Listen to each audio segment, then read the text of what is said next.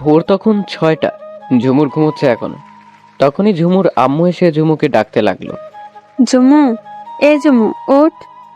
ওফ মা, সরো তো, ঘুমাতে দাও তো, ডিস্টার্ব করো না তো। বাড়িতে এখনো অনেক কাজ বাকি আছে। বাড়িতে একটা উৎসব উৎসব ভাব। আর তুই কিনা এখনো পরে পরে ঘুমাচ্ছিস। কেন? হঠাৎ এত আয়োজন কেন? তুই কোন দুনিয়ায় থাকিস রে? তুই জানিস রে কি হয়েছে? না তো, কই, আমি তো কিছুই জানি না। হেয়ালে না করে বলো তো কি হয়েছে। আজকে যে রাফি আসবে লন্ডন থেকে। হোয়াট? আজকে বিকেলে ওকে এয়ারপোর্টে রিসিভ করতে যাবে সবাই। তুই যাবি নাকি? রাফি নামটা শুনে বুকটা ধক করে উঠল। না আম্মু, আমি যাব না। আচ্ছা যা, গিয়ে ফ্রেশ হয়ে আয়, তারপর এসে নাস্তা করবি। ওকে আম্মু, তুমি যাও, আমি আসতেছি। তাড়াতাড়ি আয়। ঝুমু ওয়াশরুমে চলে গেল। তাড়াতাড়ি ফ্রেশ হয়ে বারান্দায় গিয়ে দাঁড়ালো। ঝুমু এবার এসএসসি এক্সাম দিয়ে কলেজে অ্যাডমিট নিয়েছে। বাবা মা থেকে শুরু করে পরিবারের সবার চোখের মনীষে। শ্যামলা বন্ডের মাঝে আলতা ছোঁয়ার মতো চেহারা ঝুমুর। দেখতে অনেক কিউট, হাসলে গালে টোল পড়ে। সিল্কি কালো চুল কোমর অব্দি ছড়িয়ে পড়েছে। রাফি হলো ঝুমুরের চাচাতো ভাই। ঝুমুরের বাবা, রাফির বাবা সহ তারা 4 ভাই আর 2 বোন। বোনরা তাদের শ্বশুর বাড়িতে থাকে। ঝুমুরদের যৌথ ফ্যামিলি। ওর বাবা চাচারা একসাথে থাকে। রাফির বাবা সবার বড় আরিফুল চৌধুরী, তার 2 ছেলে মেয়ে রাফি আর নীলা। ঝুমুরের বাবা আশরাফ চৌধুরী, তার ছেলে তুষার আর ছোট মেয়ে ঝুমুর। ঝুমুরের সেজ চাচা আহতাব চৌধুরী, তার 2 মেয়ে রিয়া আর ঈশিতা। ঝুমুরের ছোট চাচার 2 মেয়ে মিলি আর জিনিয়া। বারান্দায় দাঁড়িয়ে ঝুমুর রাফির কথা চিন্তা করতে লাগলো। রাফির সাথে ওর সব থেকে ভালো সম্পর্ক ছিল। একজনকে ছাড়া আর একজন চলতেই পারতো না। ঝুমুর থেকে অনেকটা বড় হলেও রাফি ঝুমুর মতো আরো কারোর সাথে অতটা ফ্রি থাকতো না।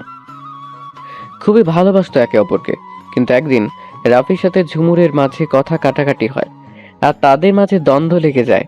আর তার জন্য ঝুমুর রাফির সব থেকে প্রিয় শোপিস ভেঙে ফেলেছিল রাগের মাথায়। আর তাতে রাফিও ঝুমুরকে কয়েকটা থাপ্পড় মেরে বসেছিল। সেই থেকে তাদের সম্পর্কের মধ্যে একটা বড় ধরনের ফাটল ধরে, যার জোড়া লাগে নাই। এর 1 মাস পরে রাফি লন্ডনে চলে যায় স্টাডির জন্য। আর 5 বছর পরে আজকে দেশে আসতেছে। এই 5 বছরে কেউ কারোর সাথে কথাই বলে নাই।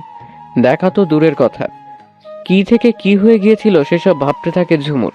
তখনই ঝুমুরের আম্মু জোরে ডেকে উঠে, ঝুমু, এই ঝুমু। আসছি আম্মু। ঝুমু সিঁড়ি দিয়ে নিচে নামার সময় দেখতে পেল বাসাটা খুব সুন্দর করে সাজানো হয়েছে, সবকিছু গোছানো। ঝুমু ড্রয়িং রুমে গিয়ে ঝুমু চারপাশটা দেখতে লাগলো। তারপরে রান্নাঘরে গিয়ে দেখে ওর আম্মু আর ওর চাচিরা রান্না করতেছে। এ যেন এলাহি আয়োজন। কিরে পাখি, ঘুম ভাঙলো তোর? হ্যাঁ বড় আম্মু, তা এত রান্না কেন? কাকে খাওয়াবে? জানিস না আজকে এতগুলো বছর পরে আমার ছেলেটা দেশে আসছে, তাই ওর পছন্দের খাবার রান্না করে রাখছি। ও আচ্ছা, আমার খিদা পাইছে। আমার নাস্তা কই আম্মু? টেবিলে রাখা আছে, গিয়ে খা। ওকে আম্মু। ঝুমু খাবার খেয়ে রিয়ার রুমে চলে গেল। সেখানে গিয়ে দেখছে একটা বড় সড়ো আড্ডা জমে গেছে। কে কি পরে এয়ারপোর্টে যাবে এই নিয়ে। ঝুমু গিয়ে ওদের সবার মাঝখানে বসলো। কি করছো তোমরা? জানিস না আজকে আমার ক্রাশ আসতেছে। হ্যাঁ তো কি হয়েছে? আরে গাধা, আমরা যে তোকে রিসিভ করতে এয়ারপোর্টে যাব, সেখানে কি কিছু সেজেগুজে না গেলে হয় বল? তোরা আসলে অনেক লুচুনি।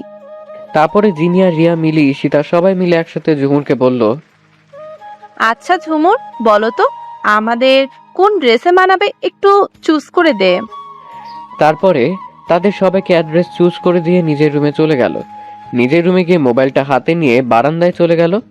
গিয়ে দোলনায় বসে গ্যালারিতে ঢুকে রাফির সাথে ওর তোলা ছোট্টবেলার পিকগুলো দেখতে লাগলো। অজান্তেই ঝুমুরের চোখ বেয়ে 2 ফোঁটা পানি বেয়ে পড়লো। ঝুমুরের রাফির প্রতি একটু ভালোবাসা কমে নাই, বরং আরো বেড়েছে। আর সে ভাবছে, সে তো আমাকে ভালোবাসেনি, আর বাসবেও না, তাহলে আমি কার অপেক্ষায় আছি? উফ, ভালো লাগে না। দুপুর গড়িয়ে বিকেল হয়ে গেল। ঝুমুরের আম্মু, রাফির আম্মু আর ওর চাচিরাও ঝুমু বাদে সবাই এয়ারপোর্টে চলে গেল। ঝুমু এই সুযোগে গোসল করতে চলে গেল। গোসল করা শেষে হালকা গোলাপি রঙের একটা জর্জেটের কামিজ পরল সে। কালোটা রাফির খুব প্রিয় ছিল। ভেজা চুলগুলো ছেড়ে দিয়েছে আর সেগুলো কোমর অবধি বয়ে গেছে। অসম্ভব সুন্দর লাগছে ঝুমুরকে। চোখে হালকা কাজল, ঠোঁটে হালকা গোলাপি লিপস্টিক, কোনো অংশে কম লাগছে না ঝুমুরকে। আজকে কেন জানি ঝুমুরের সাজতে খুব ভালো লাগছে। ঝুমুর সাজুগুজু সেরে নিচে চলে গেল। ঝুমুরকে ওর বড় আম্মু দেখে হা হয়ে গেল। আমার পাখিকে তো আজকে অনেক সুন্দর লাগছে। কি যে বলো না তুমি। আমার পাখির উপরে যেন কারো নজর না লাগে। থ্যাংক ইউ বড় আম্মু। ঠিক তখনই কলিং বেল বেজে উঠল। যা তো পাখি, ডাকে এসেছে। আচ্ছা যাচ্ছি। ঝুমু দরজা খুলতে গেল, আবারও কলিং বেল বেজে উঠল। উফ, খুলছি তো। দরজা খোলার সাথে সাথে মিলি, ঈশিতা, জিনি আর রিয়া ভিতরে ঢুকে গেল। বাকিরে তাকাতেই ঝুমু দেখে যে বাকিরাও গাড়ি থেকে এক এক করে নামছে। সবশেষে একটা ইয়াং ছেলে বের হলো, একদম ড্যাশিং বয়, একদম ক্রাশ খাওয়ার মতো। ঝুমু দরজার একপাশে দাঁড়িয়ে ছেলেটাকে লক্ষ্য করছে, আর ছেলেটার কেউ না, রাফি। গাড়ি থেকে নামতেই চোখ গেল বাড়ির সদর দরজার দিকে, আর সেখানেই চোখটা আটকে গেল। আর তার সাথে চোখ থেকে সানগ্লাসটাও নামিয়ে নিলাম। ছেলেটার চোখের দিকে তাকাতেই চিনে ফেললাম যে এ তো আর কেউ না, রাফি। অনেকটা পরিবর্তন হয়ে গেছে। হালকা চাপদাড়ি, ফর্সা মুখ, গোলাপি ঠোঁট, সাদা শার্টের ওপরে কালো কোট, জিম করা পারফেক্ট বডি। আমি যেন তাকিয়ে আছি। এ দেখা জানি কখনো শেষ হবে না। ভালোবাসার মানুষটিকে হঠাৎ করে এইভাবে দেখতে পাবো কখনো ভাবি নাই। ও এমজি, এই মেয়ে এত সুন্দর, পুরা সাক্ষাৎ পরি। হ্যাঁ ম্যাম আর গায়া। বুকে হাত দিয়ে ভিতরে চলে গেলাম আর সিঁড়ির উপরে রেলিং ধরে সবকিছু দেখতেছি। ভিতরে ঢুকতেই রাফির আম্মু এসে রাফিকে জড়িয়ে ধরলো। বাবা, তোর আসতে কোনো সমস্যা হয় নাই তো? না আম্মু, কোনো সমস্যা নেই। এখন বলো তুমি কেমন আছো? তোকে দেখে এখন একদম ভালো আছি। তুই কেমন আছিস বল? দেখতেই তো পাচ্ছ, একদম ভালো আছি। মেজো আম্মু, সেজো আম্মু, ছোট আম্মু, তোমরা সবাই কেমন আছো? ভালো আছি বাবা, তোকে দেখে এখন আরো ভালো হয়ে গেছি। বাবা, এখন তুই রেস্ট কর, অনেক জার্নি করে এসেছিস। আম্মু, সোফায় বসতে বসতে চারদিকটা দেখতে লাগলাম। অনেক সুন্দর করে সাজানো হয়েছে পুরা বাড়িটা। মনে মনে মেয়েটাকে খুঁজতেছি। দূর কই চলে গেল, মন শুধু ওরে খুঁজতেছে। কেন জানি মেয়েটাকে অনেক চেনা চেনা লাগতেছে। তারপর সবাই এলো আড্ডা দেওয়ার জন্য। রাফি ওদের সাথে আড্ডায় মেতে গেল। রাফি লন্ডন থেকে আসার সময় সবার জন্য কিছু না কিছু গিফট নিয়ে এসেছে। সেগুলো যারটা তাকে দিল। সবাই তো সেই লেভেলের খুশি। সবাই গিফট পেল না ঝুমুর, আর সেটা কেউ খেয়ালও করলো না। এমনকি রাফিরও মনে নাই সেই কথা। আর রাফি ইচ্ছে করেই ঝুমুর জন্য কিছু আনে নাই। রাতে ডিনার করে যে যার রুমে চলে গেল। অনেকদিন পরে রাফি তার রুমে গিয়ে দেখলো তার রুমটা আগে যেমন ছিল সেরকমই আছে, একটু চেঞ্জ হয় নাই। আর রাফির পাশের রুমটা ঝুমুরের, কিন্তু সেটা সে জানে না। অন্যদিকে আজকে ঝুমুরের নিজেকে বড্ড একা একা লাগে, কিছুই ভালো লাগতেছে না তার। তাই সে গিটারটা হাতে নিয়ে বারান্দায় চলে গেল আর দোলনায় বসে পড়লো। এই গিটারই তার মন খারাপের সঙ্গী। গিটারটা আগে রাফির ছিল। রাফি যখন গান গাইতো তখন ঝুমুর পাশে বসে মুগ্ধ হয়ে গান শুনতো। তাই গিটারটা রাফি ওকে দিয়ে দেয় আর বলে যে আমি যখন তোর থেকে দূরে থাকবো তখন আমার দেওয়া এই গিটারটা দেখে আমার কথা মনে করিস। এই গিটারটায় আগে রাফির নাম খোদাই করা ছিল। তারপরে রাফি নিজে ওর নামের পাশে ঝুমুরের নামও খোদাই করে দেয়। এই গিটারটা হাতে নিলে ঝুমুরের সেই শৈশবের কথা মনে পড়ে যায়। ঝুমুরের কণ্ঠ বরাবরই খুব সুন্দর। সে অনেক ভালো গান গাইতে পারে, নাচও পারে। দোলনায় বসে পুরানো সেই দিনের কথা মনে করে ঝুমু গান ধরলো। হঠাৎ করে মেয়েলি কণ্ঠে কেউ একজন গান ধরলো। শব্দটা আমার খুবই নিকটে মনে হচ্ছে। কণ্ঠটা আমার 100 বছরের পুরানো। কিন্তু কার কণ্ঠ এটা জানি না কার, কিন্তু তার কণ্ঠ যে আমার হৃদয়ে ছুঁয়ে যাচ্ছে। আমি বারান্দায় চলে গেলাম। বারান্দায় গিয়ে দেখি আমার পাশের বারান্দায় একটা মেয়ে দোলনায় বসে গিটার হাতে গান গাচ্ছে। মেয়েটা আমার থেকে কোণাকুনি বসে আছে। হালকা ডিম লাইটে কিছুটা মুখ দেখা যাচ্ছে, তবে পুরোটা স্পষ্ট নয়। বাতাসে খুলে রাখা চুলগুলো উঠতেছে। হালকা মুখটা দেখে বুঝতে পারলাম এই সেই মেয়ে যাকে আমি দরজার পাশে দাঁড়িয়ে থাকতে দেখে গাড়ি থেকে বের হয়ে ফ্রিজ হয়ে গিয়েছিলাম। এমন অবস্থায় মেয়েটাকে দেখে আবারও ক্রাশ খেলাম। অন্যদিকে ঝুমু এক তালে গান গেয়ে যাচ্ছে। কেউ যে ওকে লক্ষ্য করছে সেদিকে ওর কোনো খেয়ালই নাই। এর মধ্যে ঝুমুরের গান শুনে নীলা বুঝতে পারলো যে ঝুমু গান গাচ্ছে, তাই ওর রুমে গিয়ে ওর পাশে বসে জিজ্ঞেস করলো, কি রে ঝুমু, এত রাতে তোর আবার গান গাওয়ার শখ জাগলো কেন রে? ওই এত রাত, সবে মাত্র রাত 11টা ছুঁই ছুঁই। আর গান গাওয়ার কি নিষেধ না নাকি? না, নিষেধ হবে কেন, এমনি বললাম আর কি। ও, তা রাত তো কম হয় নাই, তুই এখনো না ঘুমিয়ে আমার রুমে কেন, কিছু বলবি? আসলে তোর গান শুনতে পেয়ে চলে এলাম। আজকের এই আবহাওয়ায় তোর গান শুনে মনটা ফ্রেশ হয়ে গেল, তাই আর কি শুনতে এলাম। ও আচ্ছা, থামলি কেন গান? গান গাইলে আমাকে কি দিবি সেটা আগে বল, তারপরে গাইবো। তাই যা চাইবি তাই দিব। নে, এবার তো শুরু কর। ওকে বাবা, গাইতেছি তো, ব্যস্ত হোস কেন? ঝুমু আবার গিটারের সুর তুলে গান ধরলো। আর অন্যদিকে রাফি লুকিয়ে লুকিয়ে ঝুমুরের গান শুনছে, আর মনের মাঝে একটা ভালো লাগা সৃষ্টি হচ্ছে। এ যেন এক অন্যরকম অনুভূতি। গান শেষে যে যার রুমে গিয়ে শুয়ে পড়লো। বিছানায় শুয়ে শুয়ে রাফি ঝুমুরের কথা ভাবছে আর ঝুমু রাফির কথা। আশ্চর্য, মেয়েটার নামও এখনো পর্যন্ত জানা হলো না। ধুর, থাক, কালকে নীলাকে জিজ্ঞেস করে জেনে নিব আনে। অন্যদিকে আচ্ছা রাফি, ভাইয়ের কি আমার কথা মনে আছে নাকি ভুলে গেছে, নাকি এখনো আমাকে ঘৃণা করে? করতেই পারে, সে তো আমাকে দেখতেই পারে না। এসব ভাবতে ভাবতেই ঝুমু ঘুমিয়ে গেল, যে কখনো সে তা নিজেও জানে না। ভোর 5টায় ঝুমুরের ঘুম ভাঙলো। ঘুম থেকে উঠে জানালার দিকে তাকালো। পাখিদের কিচিরমিচিরে চারপাশটা মুখরিত হয়ে উঠেছে। সে যেন এক অন্যরকম অভিজ্ঞতা। আবহাওয়া ঠান্ডা ঠান্ডা। ঝুমুর তাড়াতাড়ি উঠে পড়ল, না হলে যে নামাজ কাজা হয়ে যাবে। যেমন তাড়াতাড়ি বিছানা থেকে উঠে বাথরুমে গিয়ে গোসলটা সেরে উজু করে নেয়। তারপরে নামাজ পড়ে গিয়ে বারান্দায় বসে ভেজা চুল ছেড়ে দিয়ে আঁচড়াতে থাকে। অন্যদিকে রাফিরও খুব সকাল সকাল ঘুম ভেঙে যায়। সে ফ্রেশ হয়ে চলে যায় বারান্দায়। হঠাৎ করে পাশের বারান্দার দিকে চোখ পড়ে তার। সে দেখতে পায় যে সেই মেয়েটা বসে বসে চুল ঝাড়তেছে। রাফির ঝুমুকে দেখে ঘোর লেগে গেল। কি টানা টানা হরিণী চোখ, যা মুহূর্তে ঘায়েল করে দেয়। ঘন কালো লম্বা চুল কোমর অবধি ছড়িয়ে গিয়েছে। ঠোঁটের কোণে লেগে থাকা হালকা হাসিটা এসে সোজা রাফির বুকের বাম পাশে তীরের মতো গেঁথে যায়। মেয়েটার চোখ ধাঁধানো সুন্দর, চোখ ফেরানো যায় না। ওই কি তাহলে ঝুমুর? দেখতে একটু হলেও ঝুমুরের মতো, but I can not believe that যে ওইটা ঝুমুর, কারণ ঝুমুর এত স্টাইলিশ ছিল না, হাবলার মতো দেখতে ছিল। আসার পর তো একবারও ঝুমুরকে দেখতে পেলাম না। কোথায় ঝুমুর? উফ, মাথা হ্যাং হয়ে গিয়েছে চিন্তা করতে করতে। পাশে তাকিয়ে দেখি মেয়েটা নাই, কোথায় গেল? এদিকে ঝুমুর নিচে গিয়ে দেখলো যে তুষার নাস্তা করছে, আর ওর আম্মু, বড় আম্মু আর বাকি চাচিরা সবাই রান্না করে যায়। ঝুমুর গিয়ে তার ভাই তুষারের মুখোমুখি বসলো।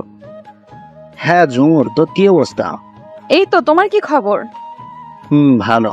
তা আজ এত সকালে উঠলি যে? যেরকম করে বলছো মনে হচ্ছে আজ লাইফে ফার্স্ট টাইম সকাল সকাল ঘুম থেকে উঠছি।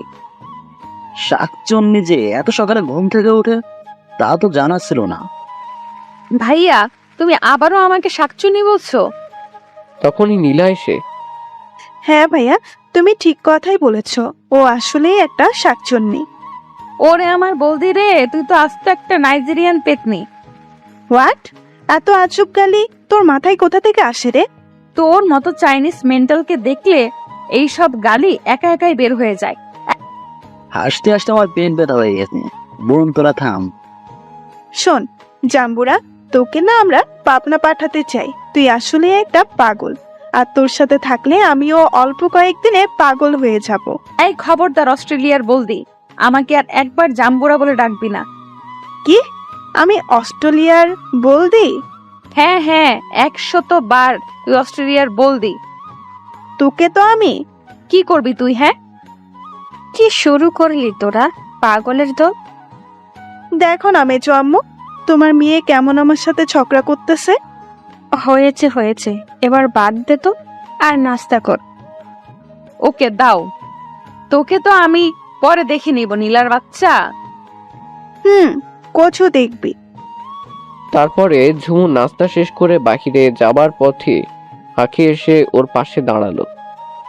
আঁখি হলো তুষারের বোন। আম্মি, তুমি কোথায় যাচ্ছ? ওলে আমার কলিজাটা, আমি বাইরে হাঁটতে যাচ্ছি। তুমি এত সকালে ঘুম থেকে উঠলে কেন? আমার ঘুম ভেঙে গেছে তাই। আম্মি, আমিও তোমার সাথে হাঁটতে যাব। ওকে চলো। ঝুমু আঁকিকে তুলে নিয়ে বাহিরে গেল, আর অন্যদিকে রাফি বারান্দায় এখনো দাঁড়িয়ে আছে। তখনই হঠাৎ করে নিচে চোখ গেল, দেখলো ঝুমু আঁকিকে নিয়ে খেলছে, আর পিচ্চিটা হাসতে হাসতে কুটি কুটি হচ্ছে।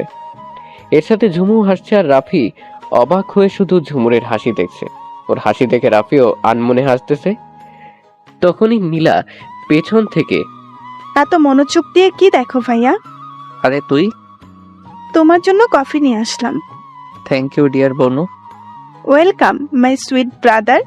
তা কি দেখো নিচে? ওদের দুষ্টুমি দেখি। ও, ওই শাকচুন্নিকে দেখছো তাহলে? শাকচুন্নি আবার কে রে?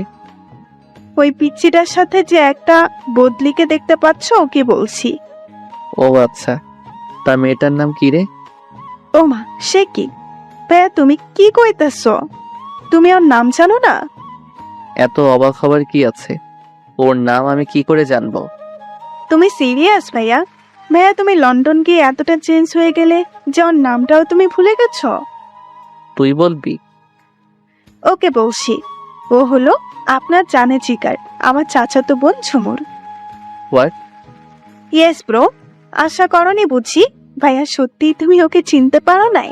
তোর কি মনে হয় আমি তোকে মিথ্যা কথা বলছি? না, একদমই না। আমার মাঝে মাঝে বিশ্বাস হয় না যে ওটা ঝুমু, কারণ আগেকার ঝুমুর মধ্যে এখনকার ঝুমুর আকাশ পাতাল তফাৎ। ও এখন সারা কলেজের ক্রাশ, এমনকি আমাদের মামাতো ফুফাতো ভাইরাও ওর পেছনে পড়ে আছে। বাট আশ্চর্যের বিষয় এটা যে ও আজ পর্যন্ত কোনো ছেলেকেই পাত্তা দেয় নাই। কথা বলা তো দূরের কথা। কাউকে পাত্তা দিলে তোকে আমি মেরেই ফেলবো। কি বললে ভাইয়া? কি না কি বলে ফেলেছি নিজেও জানি না। কই কি কিছু না তো। ও আচ্ছা, তাই বলো। ওকে, এখন আমি নিচে যাই, নাস্তা করে নিও, আম্মু তোমাকে ডাকতেছে। ওকে তুই যা, আমি আসতেছি। আচ্ছা ভাইয়া। নিচের দিকে তাকিয়ে দেখি ও পিচ্চিটাকে নিয়ে এখনো খেলা করতেছে।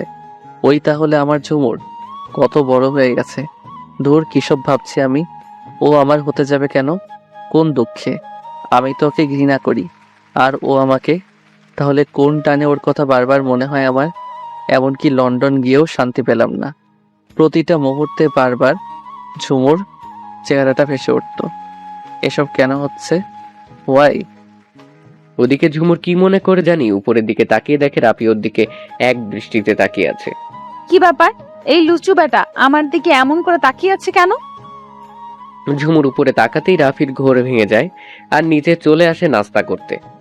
আস্তে আস্তে বাড়ির সবাই ঘুম থেকে উঠলো, আর একসাথে নাস্তা করে আড্ডা দিতে বসলো। ওদিকে ঝুমু আঁকিকে কোলে নিয়ে বাড়ির ভিতরে প্রবেশ করতেই দেখে যে সবাই একসাথে বসে খুব হাসাহাসিতে মেতে গেছে ড্রয়িং রুমে। আর রিয়া, জিনিয়া, মিলি ওরা তো পুরাই রাফির গা ঘেঁষে বসে আহ্লাদি ভাবে গল্প করতেছে। এই দৃশ্য দেখে ঝুমুর মন খারাপ হয়ে গেল। ও আঁকিকে নিচে নামিয়ে দিয়ে রুমে চলে যেতে নিলেই ঈশিতা ওকে ডাক দেয়। এই যে মহারানী, কোথায় থাকেন আপনি? কালকে থেকে আপনার কোনো খোঁজ খবরই দেখছি না। আমাকে বলছো? না, তোর আত্মাকে বলছি, গর্ধব। এই ঝুমুর, এখানে এসে বস না, আমাদের সাথে গল্প কর। আমার ঝুমু আম্মু, তুমি কই থাকো? আমরা সবাই মিলে আড্ডা দিচ্ছি, আর তোমাকে কাল থেকে পাওয়াই যাচ্ছে না। আসলে আব্বু কালকে আমার মাথা ব্যথা করছিল তো, তাই নিচে আসি নাই। ও আচ্ছা, তাই বলো। তুমি হয়তো তোমার রাফি ভাইয়ের সাথে সে আমার পর কথা বলো নাই। যাও, তার সাথে কথা বলো। না মানে আব্বু, হ্যাঁ বলতেছি। আসসালামু আলাইকুম ভাইয়া, কেমন আছো? ওয়ালাইকুম আসসালাম, ভালো আছি। তুমি কেমন আছো? বাবা, তুই থেকে তুমি এতটা পরিবর্তন? হ্যাঁ হ্যাঁ ভাইয়া, আমিও ভালো আছি। তারপর আব্বু উঠে চলে গেল। একটু পরে জিনিয়া আপু রাফি ভাইয়াকে পেছন থেকে জড়িয়ে ধরে আহ্লাদি সুরে বলল, ভাইয়া চলো না, আজকে কোথাও বেড়াতে যাই। ওকে, আইডিয়াটা খারাপ দাও নাই। ওকে, আমরা বিকেলে পার্কে যাব, তৈরি থেকো। থ্যাংক ইউ ভাইয়া। জিনিয়া আপি রাফিকে কিস করা দেখে ঝুমুর আর সহ্য হলো না, দৌড়ে সেখান থেকে রুমে চলে গেল। ওয়েলকাম বনু। যা বাবা, এর আবার কি হলো? এভাবে দৌড়ে চলে গেল কেন? এদিকে ঝুমুর দৌড়ে রুমে এসে দরজা বন্ধ করে ফ্লোরে বসে পড়ল। চোখ থেকে ঝুমুরের অজস্র পানি পড়ছে। কেন?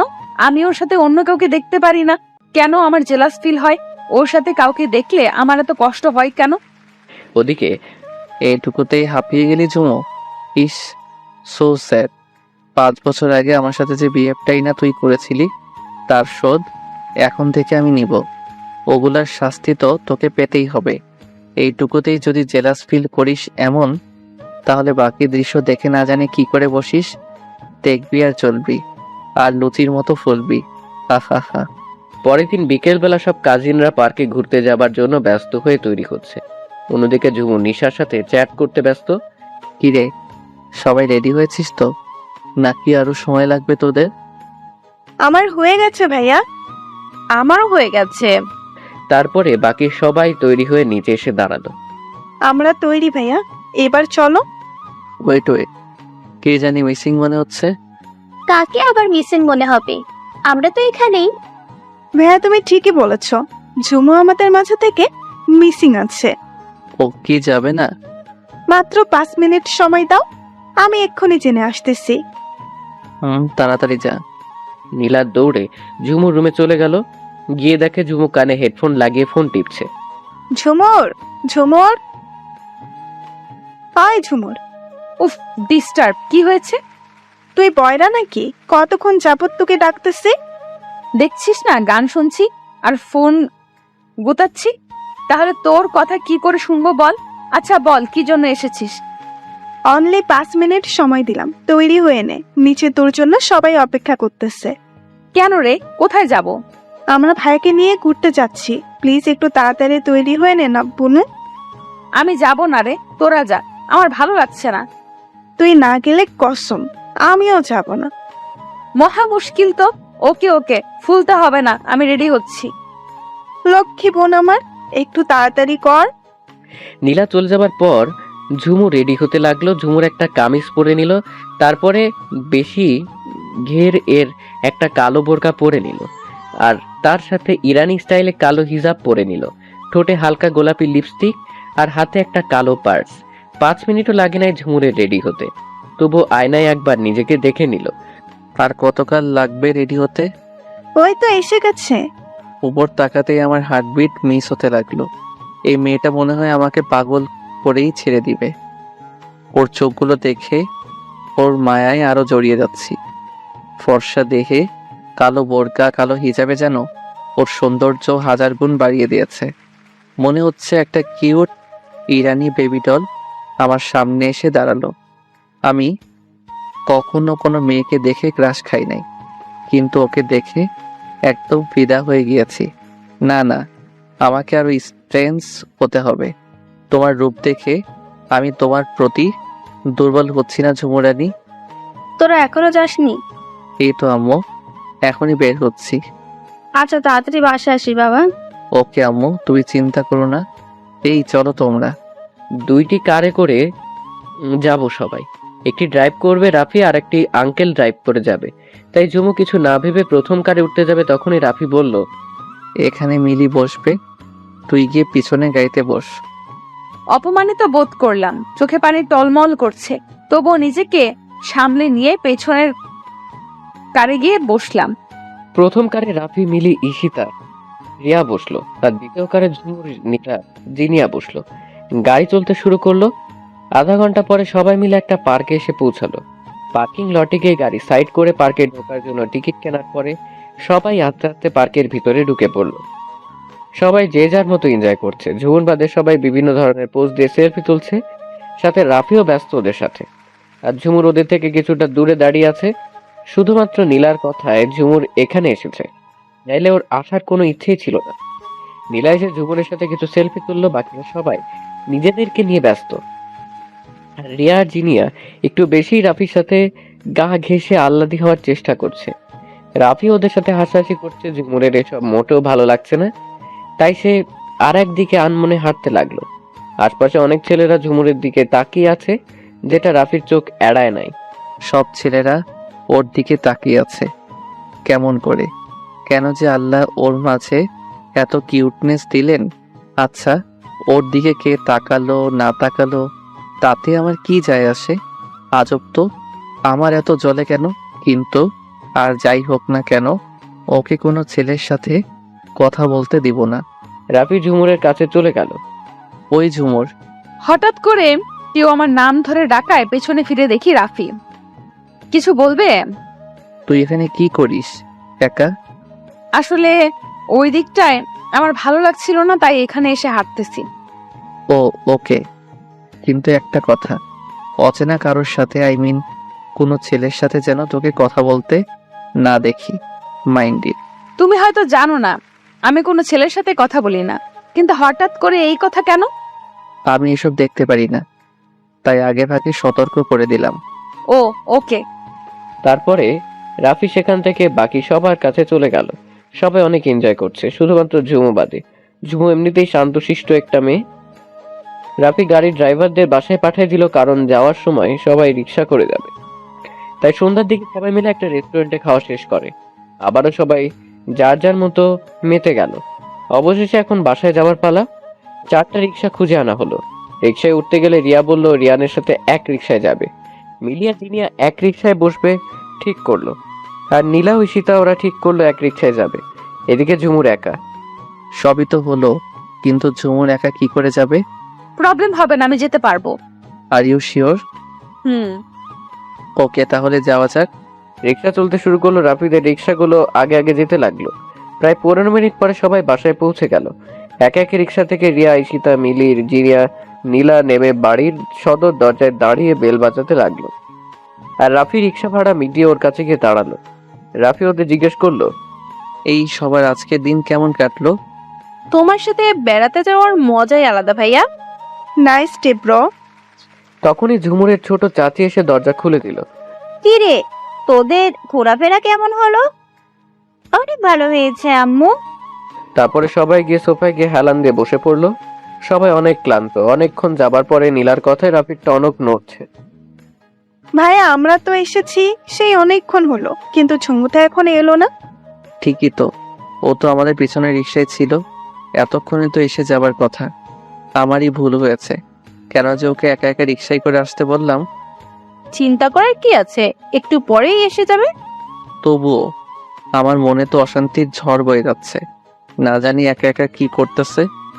আরো কিছুক্ষণ অপেক্ষা করার পর রাফি বের হয়ে গেল ঝুমুরকে ধরতে। আর এদিকে ঝুমুর যে রিক্সায় উঠেছিল সেটা এক বন্ধু লোক চাচ্ছিল, তাই সে রিক্সা খুব আস্তে আস্তে চলছিল। কোন রকম অর্ধেক রাস্তা ঝুমুর রিক্সা থেকে নেমে গিয়ে রিক্সার ভাড়া মিটিয়ে চারিদিক তাকিয়ে দেখে আর কোনো রিক্সা পাওয়া যায় কিনা। কিন্তু এই সময় রাস্তা একদম ফাঁকা, তাই সে কোনো রিক্সা না পেয়ে আস্তে আস্তে হাঁটা ধরলো। জীবনে কোনোদিন ঝুমু একা এভাবে দিনের বেলাতেও চলাফেরা করে না। হয়তো ওর আব্বু, না হয় ওর আম্মু, না হয় ফ্রেন্ড সার্কেলের সাথে চলাফেরা করে, কিন্তু আজকে এত রাতে এই নিরিবিলি রাস্তা দিয়ে ঝুমুর একা হেঁটে যাচ্ছে, তাও আবার একা। ভাবতেই ঝুমুরের অন্তরাত্মা শুকিয়ে যাচ্ছে। রাস্তা চেনা থাকলেও অজানা ভয়ে বারবার শিবরে উঠছে ঝুমুর। তবু আস্তে আস্তে হাঁটছে আর আকাশ পাতাল ভাবছে। আসলে রাফি ভাইয়া ইচ্ছে করে আমাকে একা রিকশায় তুলে দিয়েছে, যাতে করে আমি একা আসার সময় ভয় পাই আর কষ্ট পাই। হ্যাঁ, তুমি সফল হয়েছো, আমিও ভয়ে কষ্টও পেয়েছি। ভাবছি আর হাঁটছি, চোখ দিয়ে পানিও পড়ছে, আর মনে হাঁটছি আর এইসব ভাবছি। হঠাৎ করে কে যেন আমার সামনে এসে পড়লো। আমি থমকে দাঁড়ালাম, সামনে তাকিয়ে দেখি রাফি ভাইয়া। রাফি আর ঝুমুর একে অপরকে সামনাসামনি জড়িয়ে আছে। দুজনেই খুব অবাক হচ্ছে। হঠাৎ করে রাফি ঝুমুকে এক টান দিয়ে বুকের সাথে মিশে শক্ত করে জড়িয়ে ধরলো। অন্যদিকে ঝুমুরটা একদম ফ্রিজ হয়ে জমে গেছে, আর রাফির তো ঝুমুরকে দেখে যেন প্রাণ ফিরে এলো। সরি, তোকে এইভাবে একা আসতে দেয়া আমার উচিত হয় নাই। প্লিজ রাগ করিস না, সরি বললাম তো। ঝুমুর রাফির থেকে নিজেকে ছাড়িয়ে নিয়ে ওর দিকে এক পলক তাকিয়ে পাশ কাটিয়ে হাঁটতে যাবে, তখন রাফি এসে ঝুমুরের হাত ধরে ওর পাশে হাঁটতে লাগলো। বাপ্পা, মহারানীর কি অভিমান। রাতের আলোর এই হালকা রাস্তার লাইটের আলোতে ঝুমুরকে অনেক অনেক সুন্দর লাগছে। চোখ ফেরাতে পারছি না।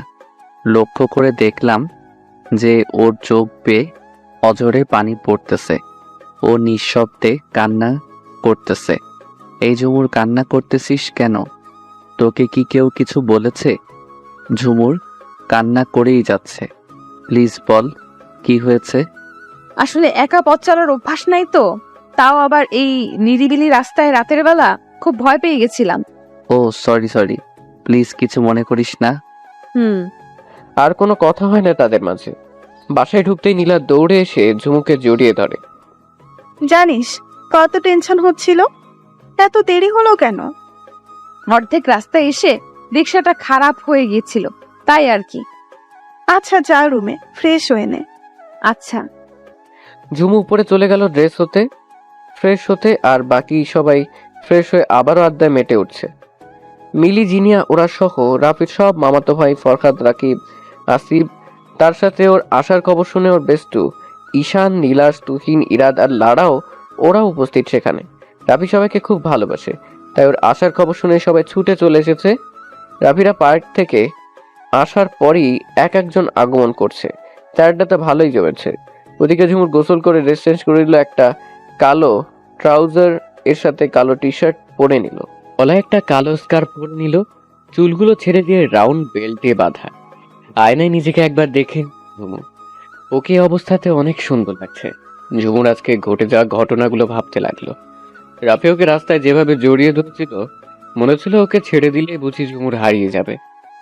জড়িয়ে ধরার কথা মনে পড়তেই ঝুমুর এক গাল দুটো লজ্জায় লাল হয়ে গেল। সবকিছুতেই ঝুমুরের লজ্জাটা বরাবরই একটু বেশি, আর ইমোশনালও একটু বেশি। কেউ যদি ওকে হার্ট করে কোনো কথা বলে, তাহলেও তার পাল্টা কিছু বলবে না, উল্টো নিজে কেঁদে কেঁদে বুক ভাসাবে। আর একটু ভীতু আর নিরীহ টাইপের মেয়ে। চাঞ্চলতা শুধু নীলা আর ওর ফ্রেন্ড সার্কেলের সামনে প্রকাশ করে, আর কারোর সামনে নয়। আর রাফি জানে ঝুমুরের স্বভাব সম্বন্ধে। যাই হোক, ঝুমুর নিচে চলে গেল। রাফি নূপুরের রিমঝিম শব্দ শুনে অপর পাশে তাকাতেই দেখে যে ঝুমুর এসে দাঁড়িয়ে নীলার পাশে। ও মাই গড, ঝুমুরকে দেখতে তো সেই লাগছে। টাসকি খেয়ে গেলাম আমি ওর উপরে। এখানে এসে বস ঝুমু। ঝুমুর একসাথে সবাইকে দেখে যেন লজ্জা লাগছে, নিজেকে কেমন জানি আড়ষ্ট মনে হচ্ছে। তবু আড়ষ্ট কাটিয়ে সবার সাথে কোনো মতে মিশলো, সবার সাথে কথা বলছে, আর মনে মনে নিজেকে নিজেই গালি দিচ্ছে এরকম লজ্জা পাওয়ার জন্য। ঝুমুর, ছি, এ কেমন স্বভাব আমার? এত লজ্জা কোথা থেকে আসে? ডিসগাস্টিং। ঝুমুর, এত লজ্জা আর ভয় থাকলে ভবিষ্যতে চলবে কি করে? দেখ সবাই কি সুন্দর করে আড্ডা দিতেছে। সবার সাথে কথা বলতে বলতে হঠাৎ করে ঝুমুরের দিকে চোখ গেল। দেখলাম ও চোখ বন্ধ করে কি জানি বিড়বিড় করতেছে। ওর এসব দেখে আমি হেসে ফেললাম। আমি বুঝতে পারছি যে ও কেন এসব করছে। হঠাৎ করে ঈশান রাফিকে ধাক্কা দিল। কিরে ভাই, কাকে দেখে এমন মুসকি মুসকি আসতেছিস? হ্যাঁ, বড় ভাই, এত বুদ্ধি তোমার কোত্থেকে আহে, তা বুঝলা কেমনে? বাহ বাহ, কার জন্য তোমার মনে এত রং লেগেছে? সময় হলে সবই জানতে পারবি। এখন সব জানার জন্য নাচানাচি করিস না। আরে তোরা কি এত ফাঁসুর ফুসুর করছিস? আমাদেরকেও তো কিছু বল। হে হে, না না না, কিছু না। ধুর, কিছু না, বাদ দে। হঠাৎ করে আসিফের দিকে চোখ গেল। ওর দিকে তাকিয়ে দেখলাম যে ও ঝুমুর দিকে এক দৃষ্টিতে তাকিয়ে আছে। ওর এমন চাহনি অন্য কিছু বলছে। মনে তো হচ্ছে ওর গাল চাপটিয়ে ফাটিয়ে দেই। তবুও নিজেকে কন্ট্রোল করলাম, কিছু বললাম না। এখন কাউকে কিছু বলা যাবে না। আচমকা লারা প্রশ্ন করে বসলো। আচ্ছা রাফি, তুমি কি সিঙ্গেল? হঠাৎ করে প্রশ্ন কেন? আসলে তুমি এত কিউট একটা ছেলে, যে কোনো মেয়েই তোমাকে দেখলে ক্রাশ খাবে, তাই আর কি কৌতূহলবশত জিজ্ঞেস করলাম। সিঙ্গেল হলে তোমার সাথে আমি একটু সেটিং লাগাই দিতাম। লন্ডনে অনেক মেয়ে জিএফ হতে চেয়েছিল, কিন্তু আমি বানাই নাই। প্রেম টেম থেকে বিশ্বাস উঠে গেছে আমার, তাই আজও আমি সিঙ্গেল। কেন রে, শাকা খেয়েছিস নাকি ভাইয়া তুই? ধুর না, ছ্যাঁকা খাই নাই, তবে একজনকে খুব ভালো লাগে। তা কে সে ভাগ্যবতী যাকে তোর মনে ধরলো? নাম বললে চাকরি থাকবে না মামা। ঝুমুর রাফির দিকে এক নজর বিষণ্ণ নজরে তাকিয়ে আবার চোখ সরিয়ে নিল। যাকে আমি এত করে তোমার কাছে চাইলাম আল্লাহ, সেই কিনা অন্য কাউকে ভালোবাসে, তার মনের গহীনে জায়গা দিয়েছে। যাই হোক, সে যদি আমার ভাগ্যে থাকে তাহলে সে আমার হবে, এই নিয়ে আমি আর ভাববো না। হঠাৎ করে রাফির আম্মু এসে সবাইকে খাবার খাওয়ার জন্য ডাকতে লাগলো। এই তোমরা সবাই খাবার টেবিলে যাও, সবার জন্য খাবার রেডি। সবাই তখন হুড়মুড় করে ডাইনিং রুমে চলে গেল। আর ঝুমুরও তাড়াহুড়ো করে উঠতে গিয়ে টেবিলের কোনায় ধাক্কা খেয়ে একদম পড়বিত পর রাফির উপরে পড়ে গেল। আর রাফি তখন সবে মাত্র উঠতে যাচ্ছিল বসা থেকে, আর তখনই ঝুমুর এসে ওর উপরে পড়ায় আবার আগের জায়গায় বসে পড়ে। আর ঝুমুর ওর উপরে এমন করে পড়েছে যে আচমকা পরস্পরের ঠোঁট এক হয়ে গিয়েছিল। ঝুমুর রাফির টি শার্টের কলার আঁকড়ে ধরলো। এমন ঘটনায় তো ঝুমুর একদম হতভম্ব হয়ে গেছে। আর রাফি তো অবাক দৃষ্টিতে ঝুমুরের দিকে তাকিয়ে আছে। ঝুমুর ভয়ের জন্য চোখ বন্ধ করে রাফির কলার আরো জোরে ধরল। আর রাফির মনে তো উথাল পাথাল বইছে। সে আর নিজেকে কন্ট্রোল করতে না পেরে ঝুমুরকে টাইট করে জড়িয়ে ধরে ওর ঠোঁটে চুমু দিতে লাগলো। ঝুমুর রাফির বুকের সাথে একদম মিশে আছে, ও কোনো মতেই নিজেকে ছাড়াতে পারছে না। নীলা ঝুমুরের রাফির প্রতি ফিলিংসটা জানতো আগে থেকে, তাই সেই সব দেখে সেই রুমের দরজা লাগিয়ে দিয়ে চলে গেল। ওদিকে খাবার টেবিলে নীলা গিয়ে বলল, আম্মু ভাইয়ার খাবার তুমি তুলে রেখে দাও, সে পরে খাবে বলছে। আর ঝুমুর আর রুমে গেছে, একটু পরে খাবে বলছে। ওকে তুই বস। ওদিকে ঝুমুরের অবস্থা তো খারাপ। রাফি তো ছাড়ার কোনো নামই নাই। রাফি একটা ঘোরের মধ্যে আছে, আর ঝুমুর নিজেকে রাফির থেকে ছাড়াতে ব্যর্থ। ঝুমুর এবার বুঝতে পারলো যে রাফি যদি নিজ থেকে ওকে না ছাড়ে তাহলে সে ছাড়া পাবে না। পাক্কা 10 মিনিট পরে রাফি ঝুমুরকে ছেড়ে দিল। ঝুমুর রাফিকে এক ঝটকায় ছাড়িয়ে দাঁড়িয়ে গেল। এটা কি হলো? ও মা, তুই কি জানিস না? এটা তো একটা সিম্পল একটা লিপ কিস ছিল। এটা একটা সিম্পল লিপ কিস ছিল? লন্ডনে থাকতে কত শত লিপ কিস করেছি, তার কোনো হিসেবই নাই। এটা তো আমার কাছে কিছুই না। ডাহা মিথ্যা কথা বললাম, এটাই আমার লাইফের প্রথম লিপ কিস। কি? নাউজুবিল্লাহ, এসব কি শুনছি আমি? হ্যাঁ, এতে অবাক হবার কি আছে? আমি নিজেও নিজের কথা শুনে অবাক হচ্ছি। ছি ছি। এমন সময় নীলা এসে পড়লো। আপনাদের রোমান্স করা শেষ হলে এবার যেতে পারেন, না হলে কেউ চলে আসতে পারে। ওরে নীলুর বাচ্চা, দাঁড়া, আমি আইতাছি। নীলা তো দৌড়ে পালিয়েছে। বিদেশে গিয়ে তোমার এতটা অধপতন হয়েছে আমি ভাবতেই পারছি না। আর কিছু না বলে সেখান থেকে দৌড়ে চলে আসলাম, না হলে সেখানে আরো কতক্ষণ দাঁড়িয়ে থাকলে আমার দম বন্ধ হয়ে যেত। ঝুমুর চলে যাবার পরে রাফি মনের খুশিতে একটা গান ধরলো। খাবার শেষে সবাই যার যার রুমে চলে গেল। আর ঝুমু বিছানায় আছড়ে পড়ে কাঁদতে লাগলো। শব্দবিহীন কান্না যাকে বলে। কান্না করতে করতে সেখানেই ঘুমিয়ে পড়লো। এরকম ভাবেই ঝুমুর দিনগুলো কাটতে লাগলো। রাফির অপমান আর অবহেলার কথায় কথায় ঝুমুরকে ইনসাল্ট করা যেন রাফির একটা অভ্যেস হয়ে দাঁড়িয়েছে। আর ঝুমুর সেগুলো সব মুখ বুঝে সহ্য করে নেয়।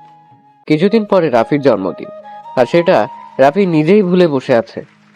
নীলা, মিলি, রিয়া, ঈশিতা, জিনিয়া ওরা এসেছে ঝুমুর এই রুমে রাফির জন্মদিনে সারপ্রাইজ প্ল্যানটা কি করে করবে সে বিষয়ে আলোচনা করতে।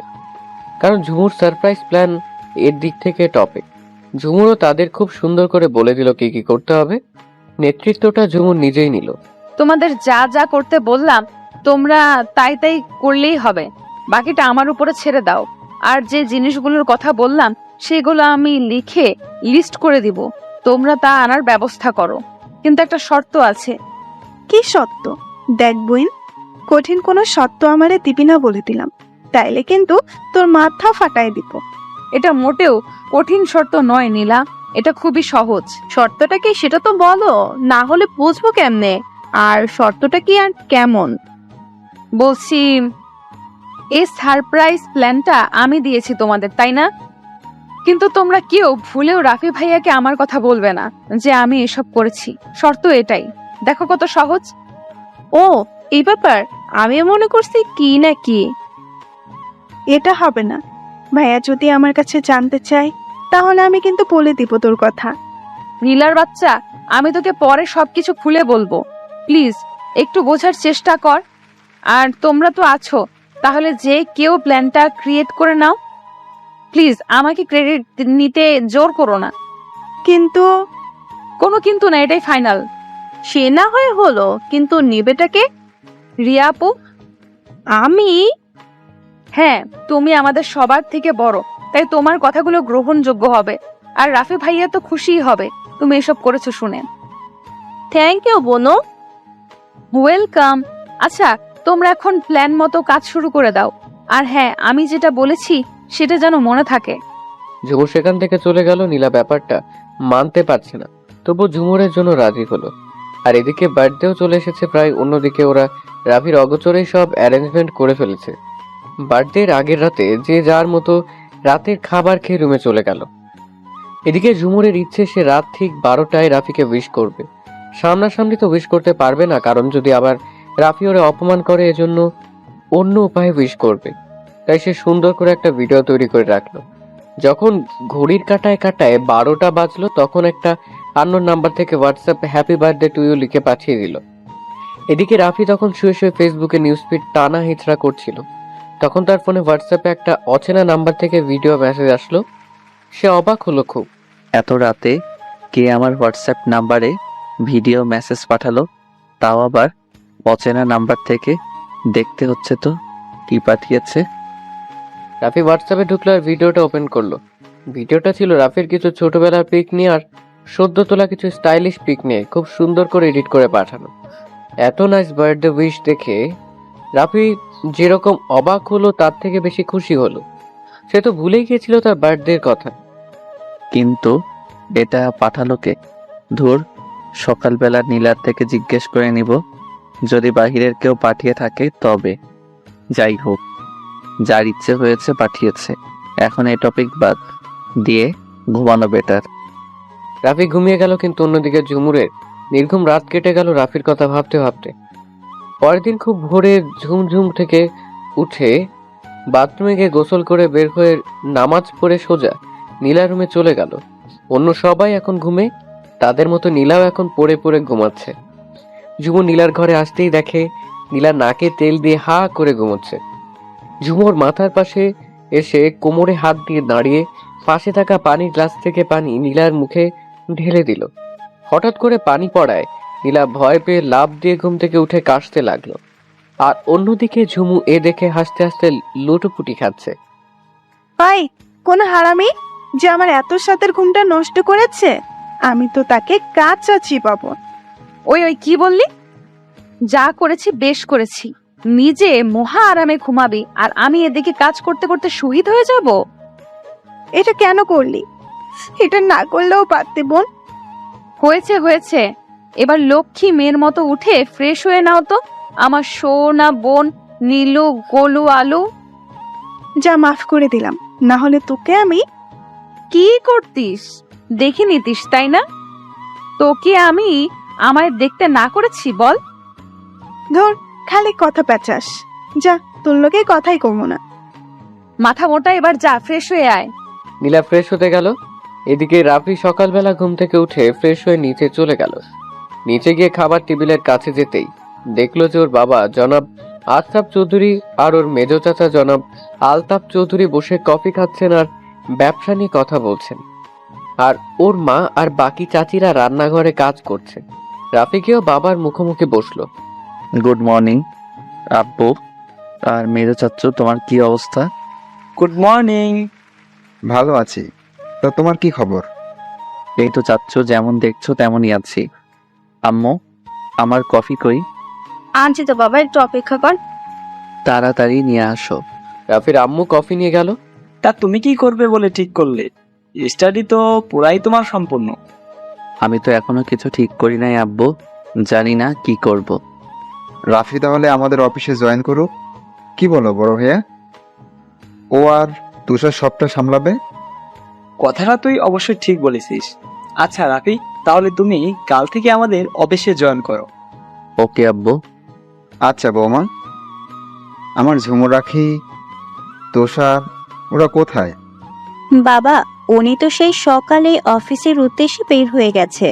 আর ঝুমুর নীলার সাথে আকি এখানে কোথাও আছে। ও আচ্ছা, তাহলে আমার ঝুমু আম্মুকে একটু ডেকে দাও। আচ্ছা বাবা।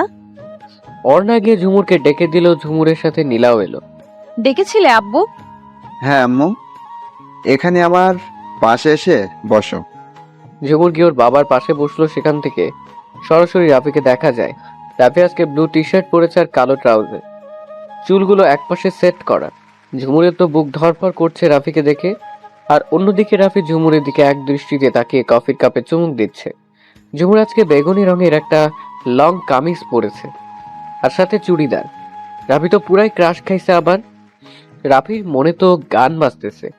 পরে না চোখের পলক, কি তোমার রূপের ঝলক, দোহাই লাগে মুক্তি তোমার, আঁচলে থেকে রাখো, আমি জ্ঞান হারাবো, মরেই যাব, বাঁচাতে পারবে না আর কেউ। অন্যদিকে নীলা গিয়ে ওর আব্বুর চোখ চেপে ধরলো। মিস্টার আশরাফ মনোযোগ দিয়ে পত্রিকা পড়ছিলেন, নীলাকে খেয়াল করেনি। নীলা ইশারায় রাফিকে বলল যাতে করে না বলে। রাফি হাসলো। তুমি আমার নীলা আম্মু, তাই না? আপু, তুমি বুঝলে কি করে যে ওটা আমি? আমার মামনিকে আমি চিনবো না তা কি করে হয় বলো? এই জন্যই তো তোমাকে এত ভালোবাসি। লাভ ইউ আব্বু। লাভ ইউ সো মাচ, আমার শেষ জারি। হ্যাঁ হ্যাঁ, ইচ্ছে মতো ভালোবাসো, আমি তো জোয়ারের পানিতে ভাইসা আইছি। রাফির কথা শুনে ঝুমুর হি হি হি করে হেসে দিল। ওর মতো সবাই হেসে দিল। রাফি ঝুমুরের দিকে বাঁকা চোখে তাকালো। রাফির এমন চাহনি দেখে ঝুমুর ভয় পেয়ে তৎক্ষণাৎ হাসি থামাতে গিয়ে কাশতে লাগলো। আরে আরে, আস্তে আস্তে আম্মু, এই নাও পানি। ঝুমুরের বাবার থেকে পানির গ্লাস নিয়ে রাফির দিকে তাকিয়ে এক ঢোকে পুরো পানি খেয়ে নিল। রাফির এমন অবস্থা দেখে হাসতে লাগলো। ঝুমুর চোখ গরম করে রাফির দিকে তাকালো। কে বলেছে তোমাকে আমি ভালোবাসি না? তোমাকেও তো ভালোবাসি আব্বু, কারণ তুমি আমার একমাত্র পুত্র। তোমাদের দুজনকে আমি অনেক ভালোবাসি। জানি আব্বু, বলতে হবে না, আমি মজা করছিলাম। ঝুমু আম্মু, তুমি নাকি এই কয়দিন ঠিক মতো খাবার খাও নাই, তা কি ঠিক বলো? না মানে আসলে আব্বু, খাবার খেতে ভালো লাগে না। ঠিক মতো খাবার না খেলে তো তুমি অসুস্থ হয়ে যাবে। দেখো দিন দিন কিরকম শুকিয়ে যাচ্ছ, চোখ মুখ শুকিয়ে একদম বসে গেছে। এখনই তুমি আমার সামনে বসে খাবার খাবে, আমি সেটা দেখব। আমি আর কিচ্ছু জানি না। আব্বু আব্বু না। কিন্তু কে শুনে কার কথা? ঝুমুরের আব্বুর আম্মুকে বলে খাবার আনিয়ে এক গাদা খাবার ঝুমুকে খাইয়ে ছাড়লো। খাবার খাওয়া শেষে কিছুক্ষণ গল্পগুজব করে যে যার কাজে চলে গেল। আর এদিকে রাফি ভাবতে লাগলো, আমার যে আজকে জন্মদিন, সেটা কি সবাই ভুলে গেলে নাকি? কারো যে কোনো হেলদোল নাই, সে যাই হোক, আমি নিজে গিয়ে বলতে যাব না বার্থডে এর কথা। অন্যদিকে ঝুমুরের তত্ত্বাবধানে ওদিকে অগোচরে সবকিছু কমপ্লিট করা হলো। বলতে গেলে সব কাজ ঝুমুই করেছে। এবার শুধু সন্ধে হবার পালা। সারপ্রাইজ প্ল্যান সব রেডি। রাফি সন্ধেবেলা বাহিরে যাবার জন্য বের হওয়ার জন্য তৈরি হলো। একটা লাল রঙের টি শার্ট আর তার সাথে জিন্স প্যান্ট আর চুলগুলো জেল দিয়ে একদিকে সেট করে নিল। খুব সুন্দর লাগছে রাফিকে। কিন্তু রাফির মন খারাপ, কারণ কেউ তাকে এখনো বার্থডে উইশও করে নাই এখনো, এমনকি তার ফ্রেন্ডরাও না। তাই এখন নদীর পাড়ে যাবে মনটা ফ্রেশ করার জন্য, আর রাতে দেরি করে বাসায় আসবে। রাফির মনে একটা ইচ্ছে ছিল যে কেউ তাকে উইশ করুক, আর নাই করুক ঝুমুর নিশ্চয় করবে, কিন্তু তাও হলো না। কিরে রাফি, কোথাও যাচ্ছিস নাকি? হ্যাঁ আম্মু, আমি একটু বাইরে যাচ্ছি, ফিরতে একটু দেরি হবে। আচ্ছা। উনি আর কিছু না বলে চলে গেল। রাফি অনেকটা অবাক হলো যে ওর মা ওকে বাধা দেয় না, কৈফিয়ত তো চায়নি। রাফি আর কিছু না ভেবে বের হতে যাবে, তখনই নীলা এসে রাফির সামনে দাঁড়ালো। এসে বলল, ভাইয়া, কোথাও যাচ্ছ নাকি? হ্যাঁ, একটু বাইরে যাব। কেন, কিছু বলবি নাকি? তোমাকে একটা জিনিস দেখাবার ছিল। আচ্ছা, পরে দেখাস। ওকে। ভাইয়া, খুব আর্জেন্ট, এক্ষুনি আমার সাথে যাবে তুমি। ওকে ওকে, বই নামার চিল্লাস না, প্লিজ চল। ওয়েট, কালো একটা রুমাল হাতে নিয়ে এটা দিয়ে আগে তোমার চোখ বাঁধতে হবে। হোয়াট? নো ওয়ে, আমি চোখ বাঁধতে দেব না। চোখ বাঁধার কি আছে আজব? ওসব হবে না। তুমি যদি আমার কথা না শোনো তাহলে তো জানো আমি কি কি করতে পারি। চিৎকার করে কান্নাকাটি শুরু করে দিব। ব্ল্যাকমেল করতেছিস? আচ্ছা বাদ নে। এই তো আমার সুইট ব্রাদার, এখন চলো, চোখ বাঁধা শেষ। তারপরে নীলা রাফিকে নিয়ে বাগানের দিকে চলে গেল। এখানেই সারপ্রাইজ প্ল্যানটার ব্যবস্থা করা হয়েছে। বাগানের ওদিকে একটা খোলা জায়গা আছে, আর সেখানে বিভিন্ন ধরনের ফুলের গাছ আছে। নীলা সেখানে নিয়ে গিয়ে রাফিকে নিয়ে দাঁড়ালো। রিয়া পাশ থেকে এসে ওদের সাথে দাঁড়ালো। তার ডান পাশে একটা গাছের কোণে সে ঝুমুর দাঁড়িয়েছে। আর ইউ রেডি ভাইয়া? না জানি কি না কি করবে। আমি রেডি। ওকে ডান, তোমার চোখ খুলে দিলাম, এবার উপরের দিকে তাকাও। রাফি এবার আকাশের দিকে তাকালো। তখনই কয়েকটা ফুল ছড়ি উড়ে এসে আকাশে উড়ে গিয়ে শব্দ করে ফুটে উঠল এবং উপরে বড় করে ইংলিশে লেখা উঠল। লেখাগুলো কয়েক সেকেন্ড পরে মিলিয়ে গেল। লেখাটি মিলিয়ে যাবে তার সাথে সাথে চারদিকে আলোতে ভরে গেল। আর রাফির নামে বার্থডে সং বাজছে। বেলুন ফাটানোর শব্দে আর সিটি বাজানোর শব্দে মুখরে হয়ে উঠেছে সারাটা চারপাশ। রাফি তো এখনো শক্টের মধ্যে আছে। চারপাশ থেকে তালে তালে মিলিয়ে সবাই বলে উঠলো। রাফি লক্ষ্য করে দেখলো যে ওর আব্বু আম্মু, মেজো চাচা চাচি, সেজো চাচা চাচি, ছোট চাচা চাচি, ওর দাদু দাদি, নীলা, জিনিয়া, ঈশিতা, রিয়া, মিলি, তুষার সহ ওর সব ফ্রেন্ড সার্কেলরা উপস্থিত আছে। আঁখি পিচ্চিটাও আছে এখানে। ওয়াও, এত সুন্দর সারপ্রাইজ! আই অ্যাম শক। চারদিকে বেলুনের ছড়াছড়ি। গাছেও বিভিন্ন ধরনের লাইট জ্বলছে। অনেক সুন্দর করে ডেকোরেশন করা হয়েছে। রাফি সব থেকে বেশি খুশি হয়েছে ওর দাদা দাদিকে দেখে। এক দৌড়ে গিয়ে ওর দাদুকে জড়িয়ে ধরলো। দাদু, what a surprise for me. দাদু তুমি এখানে? দাদু ভাই, তোমার বাড়ি আর আমরা আসবো না, সেটা কি করে হয় দাদু ভাই? এটা আমার জীবনের সব থেকে বড় সারপ্রাইজ। আমি অনেক অনেক অনেক খুশি আজকে। আমাকে কি ভুলে গেলি দাদু ভাই? তোমাকে কি করে ভুলবো বলো, মাই সুইট হার্ট। ভাইয়া, সারপ্রাইজ কেমন লাগলো?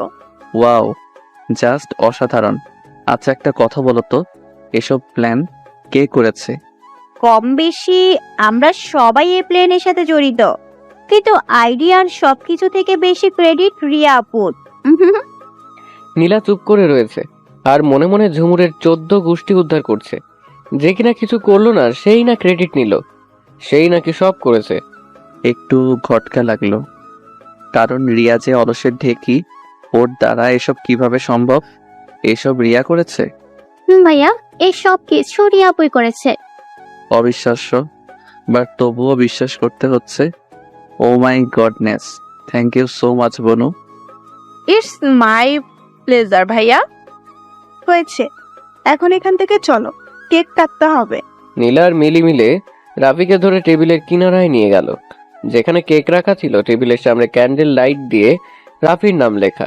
টেবিলে 2টা কেক আর কতগুলো চকলেট আর কোকা কোলা রাখা ছিল। এসবই রাফির খুব প্রিয় আড্ডার সময়ের খাবার। কিন্তু রাফির অবচেতন মন তো শুধুই ঝুমুরকে খুঁজছে। সবাই আছে, শুধু ঝুমুর ছাড়া। ও কোথায়? আমাকে জন্মদিনের উইশ পর্যন্ত করলো না। এত কিসের ভাব ওর যে সবাই এসেছে কিন্তু ও আসে নাই? আজকে দেখবো ওর কত ভাব, কত অ্যাটিচিউড। ওর সাহস কি করে হয় আমার সামনে অ্যাটিচিউড দেখায়? ওকে আমি আজকে দেখেই নিব। অন্যদিকে ঝুমুর গাছের সাথে হেলান দিয়ে রাফির মুখের দিকে তাকিয়ে ওর মুখের এক্সপ্রেশন দেখছে। রাফিকে হাসতে দেখে আজকে ঝুমুরও অনেক অনেক হ্যাপি। সে সবসময় রাফিকে এমন হাসি খুশি দেখতে চায়। অতপর কেক কাটার খাওয়া দাওয়া শেষে বড়রা যার যার রুমে চলে গেল। আর ওখানে ছেলে মেয়েদের সবার আড্ডার জমশাল বসলো। তখনই আবির নীলাকে প্রশ্ন করলো, আচ্ছা, ঝুমুরকে তো দেখছি না, নীলা ও কোথায়? ওকে ওয়েট, আমি দেখছি। নীলা ঝুমুরের কাছে চলে গেল। ঝুমুর, আর কত এসব করবি? এখন চল প্লিজ, সবাই তোর অপেক্ষা করছে। আমাকে তো এমনিতেই রাফি ভাই দেখতে পারে না। আমি যাবার পরে যদি কোনো কিছু নিয়ে সিন ক্রিয়েট করে তবে কি হবে? কিচ্ছু করবে না, সব তোর মনের ভয়। এই বলে নীলা ঝুমুরকে আড্ডার জায়গায় নিয়ে আসলো। এ হলো আমাদের ঝুমুর রানী। হাই জমু, তুমি এতক্ষণ কোথায় ছিলে? আসলেই তো ঝুমুর, তুই এত সময় কোথায় ছিলি? সবাইকে আসার পর দেখলাম, কিন্তু তোকে দেখি নাই। মাত্র দেখলাম, কোথায় ছিলিস? আসলে একটু কাজ ছিল তো তাই। হয়েছে, এবার বস তো। নীলা ঝুমুরকে জোর করে বসিয়ে দিল। অন্যদিকে রাফি ঝুমুরকে খুব তীক্ষ্ণ দৃষ্টিতে দেখছে। ঝুমুর একটা সাদা শার্টের সাথে নীল রঙের একটা স্কার্ফ, চুলগুলো ছেড়ে দেয়া। বেশি লাইটিং এর কারণে ওর মাথা ব্যথা করে, তাই কালো ফ্রেমের চশমা পরে এসেছে। রাফির চোখ তো ঝুমুর উপরেই আটকে আছে। আচ্ছা, ঝুমুরের চোখ মুখ এত শুকনো লাগছে কেন? কিছু খাওয়া দাওয়া করে নাই নাকি? নীলার কথায় রাফির ধ্যান ভাঙলো। ভাইয়া এখন তো পার্টি শুরু হবে, নাচ গান সবকিছু হবে। আর এখন গান গাইবে ঝুমুর। কি? আমি ওসব পারবো না। আমি একবার ঝুমুরের গান শুনেছিলাম, এত ভালো লেগেছিল তা বলার বাইরে। প্লিজ ঝুমুর, আবার গানা। কি বলিস, তাই নাকি?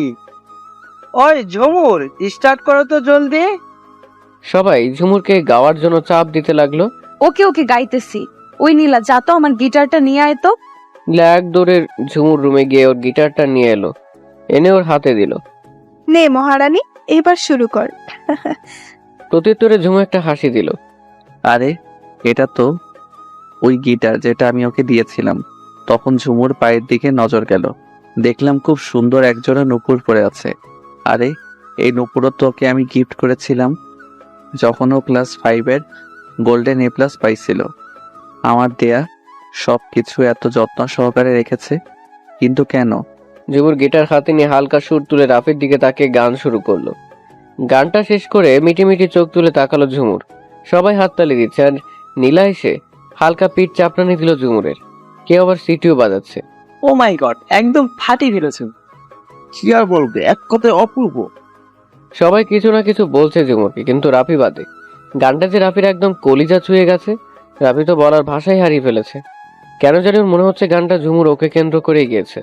ঝুমুরের সুর যেন এখনো রাফির কানের কাছে এসে দোল খাচ্ছে। এখন কি রাফি গান গাইবি? না রে, এখন গান গাওয়ার মুড নাই, অন্য কিছু বল। রাফিকে শত করে বলেও কাজ হলো না, সে গান গাইবে না। ওকে, এখন তাহলে ডান্স হবে। কাপল ডান্স হবে, এক জোড়া করে রোমান্টিক গানের সাথে তাল মিলিয়ে নাচবে। ফার্স্ট কাপল রাফি ভাইয়া আর রিয়া। নীলা এসব দেখে বিরক্ত হয়ে একাই বিড়বিড় করছে। কি বিড়বিড় করস? আপনার মাথা মুন্ডু এগুলা। ওমা, তাই নাকি? OMG! নীলার কিছু বললো না, আর রিয়াও সবসময় নীলাকে রাগায়। নীলাকে রাগাতে ওর অনেক ভালো লাগে। এই সুযোগ ঝুমুরকে জেলাস ফিল করানোর, এই মহৎ সুযোগ হাতছাড়া করা যাবে না। তাই বললাম আমি রিয়ার সাথে ড্যান্স করব। হা হা হা। রাফির কথাটা শুনে ব্যথিত নয়নে ওর দিকে তাকালাম। নীলা আমার এক হাত ধরে সান্ত্বনা দিচ্ছে। ভাইয়া যদি রিয়ার সাথে ডান্স করতে পারে, তাহলে তুই কেন পারবি না অন্য কারোর সাথে ডান্স করতে? দেখ নীলা, তোর মাথায় যদি কোনো কুবুদ্ধি থাকে তাহলে সেটা ফেলে দে। আমি কারোর সাথেই ডান্স করতে পারবো না। সেটা দেখা যাবে। একে একে রাফি, রিয়ান, জিনিয়া, ঈশান, ফাহাদ, মিলি, তুহিন, ঈশিতা, সজীব, লারা সবাই পরপর কাপল ডান্স করছে। যেমন নীলা, আবির আর ইয়াদ বসে বসে সবার ডান্স দেখছে। রাফি তো ঝুমুরকে কষ্ট দেবার জন্য ডান্স করছে। ঝুমুর রাফির দিকে করুণ নয়নে তাকিয়ে চোখ সরিয়ে নিল। এমন সময় নীলাকে নিলাম টান দিয়ে নিয়ে গেল কাপল ডান্স করার জন্য। অন্যদিকে ঝুমুরকে ইয়াদ বলছে, can you dance with me? তুমি আমার সাথে ডান্স করবে? সরি, আমি ডান্স করব না। দেখো, সবাই ডান্স করছে, আমরাও করতে পারি ফ্রেন্ড হিসেবে, প্লিজ। ওকে। ঝুমুরও চলে গেল ইয়াদের সাথে ডান্স করার জন্য। আবির ডান্স পছন্দ করে না, তাই বসে আছে। হঠাৎ করে রাফির নজর গেল সেই ইয়াদের কাছে, ঝুম নাচতেছে। এটা দেখে রাফির মাথায় রক্ত উঠে গেল। না পারছে দেখতে, না পারছে সইতে, আর না পারছে কেউ ঝুমুরের গালে ঠাস ঠাস করে থাপ্পড় মারতে। রাতে তার সারা শরীর জ্বলছে। এক পর্যায়ে ডান্স পার্ট শেষ হয়ে গেল। ডান্স শেষ হওয়ার পরও কিছুক্ষণ আড্ডা দিল সবাই। তারপরে নিচে গিয়ে খাওয়া দাওয়া শেষ করে রাফির ফ্রেন্ডরা সবাই রাফিকে বিদায় জানিয়ে যার যার বাসায় চলে গেল। রাফি সবাইকে বিদায় দিয়ে ওর রুমে চলে গেল। ওর রুম পুরা বোঝাই হয়ে গেছে গিফটে। এত পরিমাণ গিফট আজ রাফি পেয়েছে, সে বিছানায় বসে সব গিফটগুলো খুলে খুলে দেখতে লাগলো। সেই সময় কে যেন দরজা উপাস গিয়ে দরজায় নক করলো। কে? আসবো? বুঝলাম ঝুমুর এসেছে। এসো। হাতে একটা বড় গিফটের প্যাকেট নিয়ে। কি আছে ওতে? আসলে আগে গিফটটা দিতে পারি নাই, তাই এখন দিতে আসলাম। ও মা, তাই নাকি? দেখি তো কি আছে। রাফি ঝুমুরের কাছ থেকে গিফট প্যাকেটটা নিয়ে খুলে দেখলো যে তার মধ্যে সাদা মখমলের ডিজাইন করা একটা সুন্দর পাঞ্জাবি রাখা। আজকে এমনিতেও রাফি ঝুমুরের উপর অনেক রেগে আছে, তাই রাফি সিদ্ধান্ত নিল যে আজকে ঝুমুকে এমন অপমান করবে যে আর কখনো ভুলে যাতে করে রাফির সামনে ভাব দেখাতে সাহস পাবে না, এবং জীবনেও কোনো ছেলের সাথে কথা বলতে হলে দুবার ভেবে যেন বলতে হয়। দেখি তো কি আছে। এরকম থার্ড ক্লাস টাইপের গিফট অবশ্য তোর মতো মেয়েরাই কাউকে দেয়। কথাটা শুনে ঝুমুর রাফির দিকে অবাক নয়নে তাকালো। এত কম দামি গিফট তো আমাকে কেউই দেয় নাই। ওদিকে তাকিয়ে দেখ কত দামি দামি গিফট, ওগুলার কাছে তোর দেয়া গিফট তো নখের সমানও না। আর তুই ভাবলি কি করে এরকম থার্ড ক্লাস টাইপের গিফট, তাও আবার তোর মতো একটা মেয়ে উপহার দেয়, তা আমি পরবো? করুণ নয়নে রাফির দিকে তাকিয়ে আছি, চোখ থেকে কয়েক ফোঁটা পানি গড়িয়ে পড়ল। কখনো ভাবতেই পারি নাই যে এতটা অপমানিত হতে হবে। তোর মতো অ্যাটিচিউড যে আর সবাই বার্থডে উইশ করেছে, কিন্তু তুই করিস নাই। এমনকি ওখানে উপস্থিত ছিলি না। ওরা তো আমার জন্য কত সুন্দর একটা সারপ্রাইজ প্ল্যানও করেছে, কিন্তু তুই কি করেছিস? রাফি গিয়ে ঝুমুরের হাত খুব শক্ত করে চেপে ধরে। পরপুরুষের হাত ধরতে খুব মজা, তাই না? খুব ভালো লাগে তাদের সাথে নাচতে। ব্যথায় কুকিয়ে উঠেছি, কিন্তু তবুও কিছু বলছি না, সব কিছু মুখ বুজে সহ্য করে নিচ্ছি। তোর মতো মেয়েরা তো এসবই করতে জানে ছেলেদের সাথে। 19-20 গিরি তো খুব ভালোভাবে শিখেছিস। নীরবে কাঁদতে কাঁদতে চোখ মুখ ফুলে গেছে ঝুমুর। সে ভাবছে এসব শোনার আগে তার মরণ হলো না কেন। আর একটা কথা মনোযোগ দিয়ে শোন, তোর এই ভালো মানুষই অ্যাটিচিউড রূপের বড়াই অন্য কারোর সাথে করিস, আমার সামনে কখনো করবি না। আর হ্যাঁ, আজকে থেকে তোর মুখও আমি দেখতে চাই না। আমার সামনে কোনোদিনও আসার চেষ্টা করবি না, তাহলে খুব খারাপ হয়ে যাবে। কথাটা বলতে পারছি না, তবুও অনেক কষ্টে কথাটা বললাম। চিন্তা করো না, আজ থেকে আর কখনো আসবো না তোমার সামনে, দেখবো না, দেখাবো না আমার এই অপয়া মুখ তোমাকে। তবে প্লিজ একটা প্রার্থনা করবে যে আজকে রাতেই যেন আমার মৃত্যু হয়। ওর শেষ কথাটা শুনে বুকটা ধপ করে উঠল। তাহলে কি আমি বেশি বাড়াবাড়ি করে ফেলেছি নাকি? এত কিছু শোনানো মনে হয় ঠিক হয় নাই। হঠাৎ করে রাফির টেবিলের দিকে চোখ গেল। ছোট বড় অনেকগুলো গিফট বক্স রাখা। সে টেবিলের পাশে গিয়ে তার সামনে রাখা বক্সটা তুলল। খোলার পরে দেখতে পেল যে অ্যান্টিকের অনেক দামি একটা শো পিস রাখা। আরে, এই শোপিসটা দেখতে তো অবিকল সেই শোপিসটার মতো যেটা আজ থেকে 5 বছর আগে ঝুমুর ভেঙেছিল। এটা কোথা থেকে এলো আর কে দিল? রাফি পাশে রাখা আরেকটি বক্স খুলে দেখলো রাফি যে পারফিউমটা ইউজ করে সেটা। আরেকটায় রাখা রাফির সব থেকে প্রিয় ব্র্যান্ডের ঘড়ি। আরেকটায় রাখা মাই লাভ লেখা দিয়ে ডিজাইন করা একটা ড্রেস।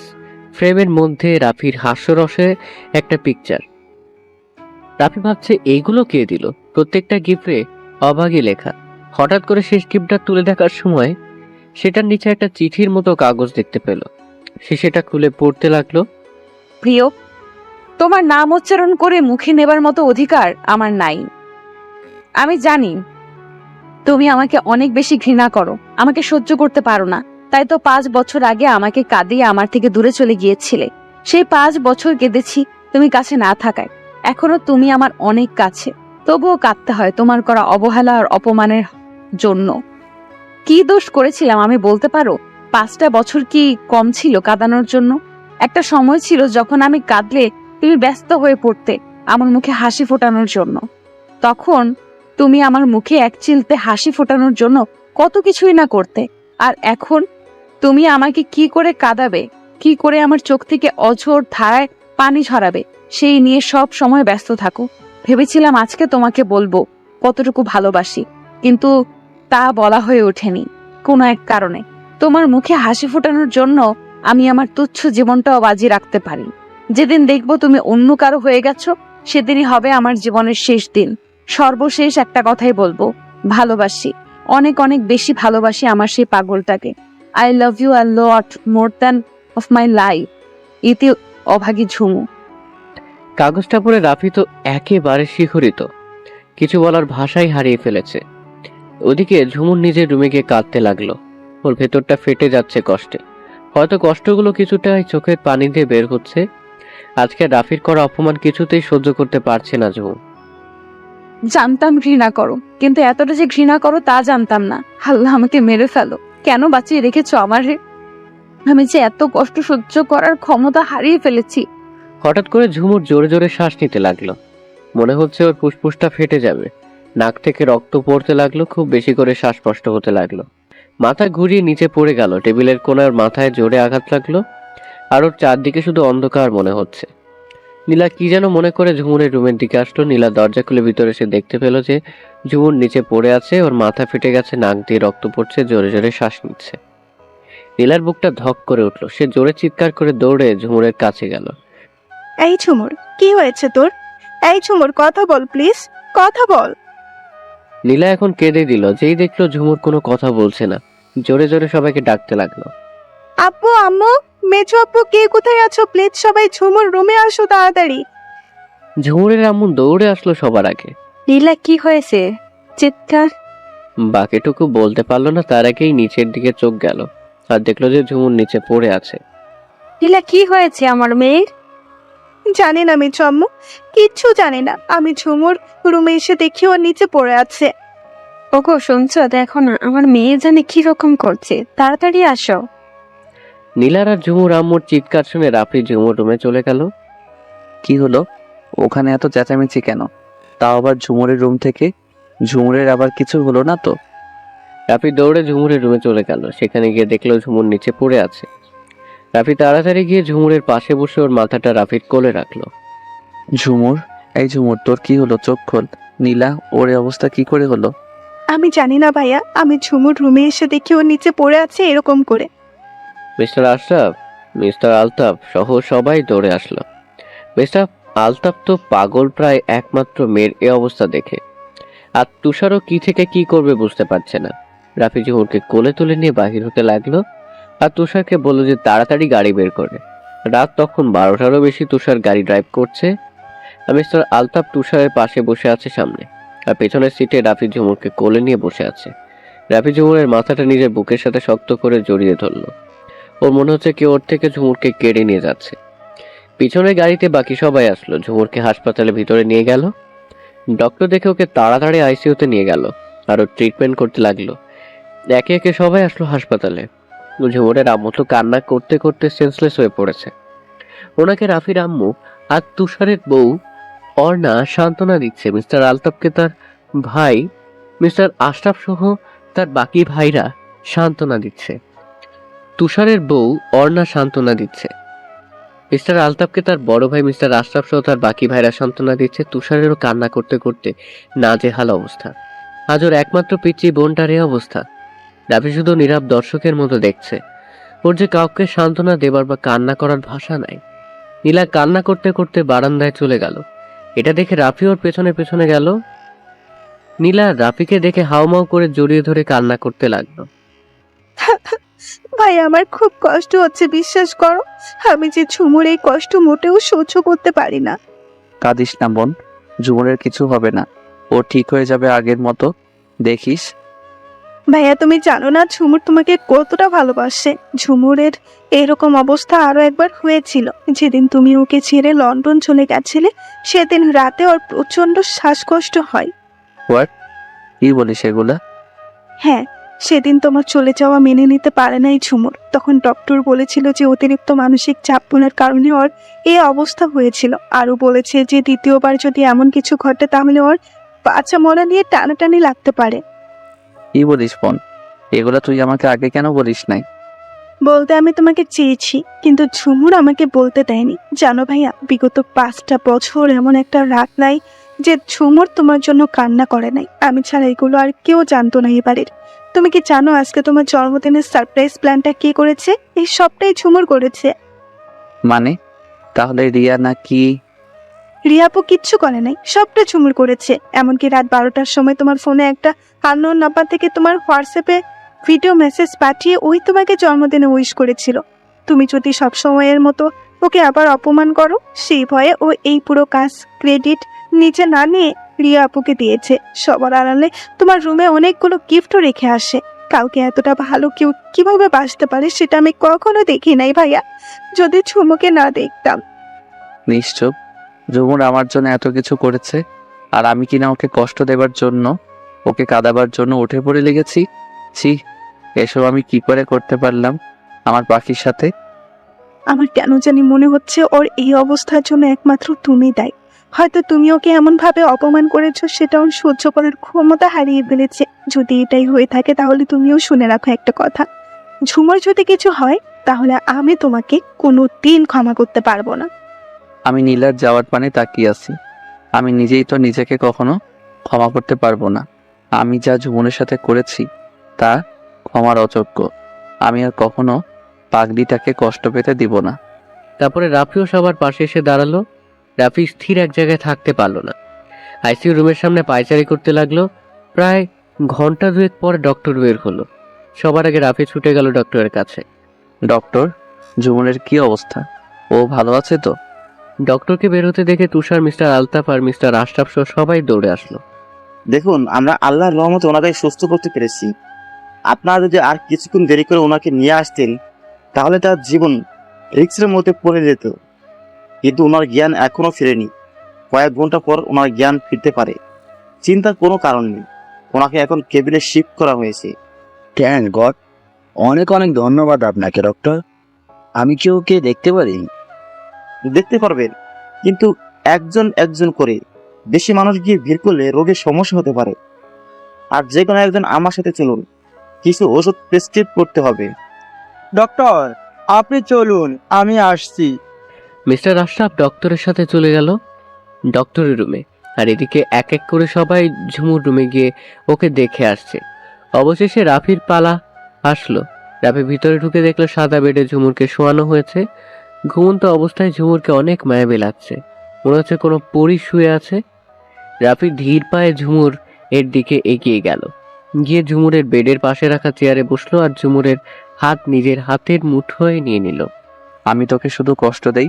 আমি খুব খারাপ, খুব বাজে আমি। নাইলে কি তোকে এত কষ্ট দেই? কি করে আমি? আমার জন্যে তুই কত কষ্ট সহ্য করেছিস শুধুমাত্র আমাকে ভালোবাসিস বলে। আর আমি কত বোকা বল, আমি তোর ভালোবাসা বুঝতে পারি নাই। এখন থেকে তোকে আর কখনো কষ্ট দিব না, প্রমিস।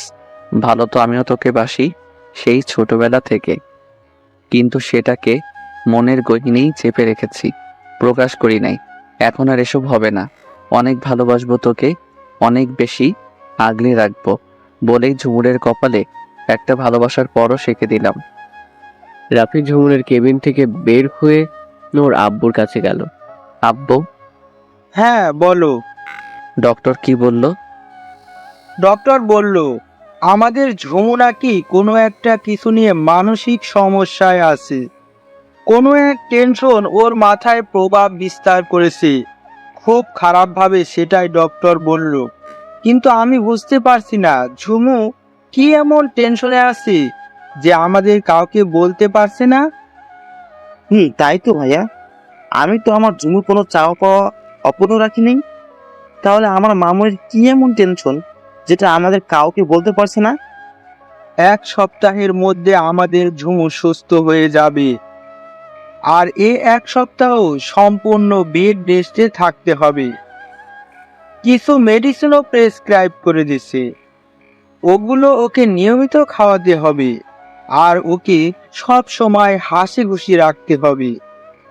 সুস্থ হওয়ার পরে কোথাও ঘুরতে নিয়ে যেতে হবে। আরও ডক্টর বলেছে ঝুমুরের মন যেন সব সময় ফুরফুরে থাকে। আর হ্যাঁ, ডক্টর এও বলেছে ঝুমুর নাকি ঠিক মতো খাওয়া দাওয়া করে না। এটা কি সত্যি নীলা? হ্যাঁ আব্বু, কালকে যে সকালবেলা মেজো চাচ্ছু ওকে জোর করে খাওয়ালো, তারপর আর একটা দানা পানিও খাই নাই। কি বলছো নীলা? আমাকে বলো না কেন ঝুমুর সারাদিন কিছু খায় নাই?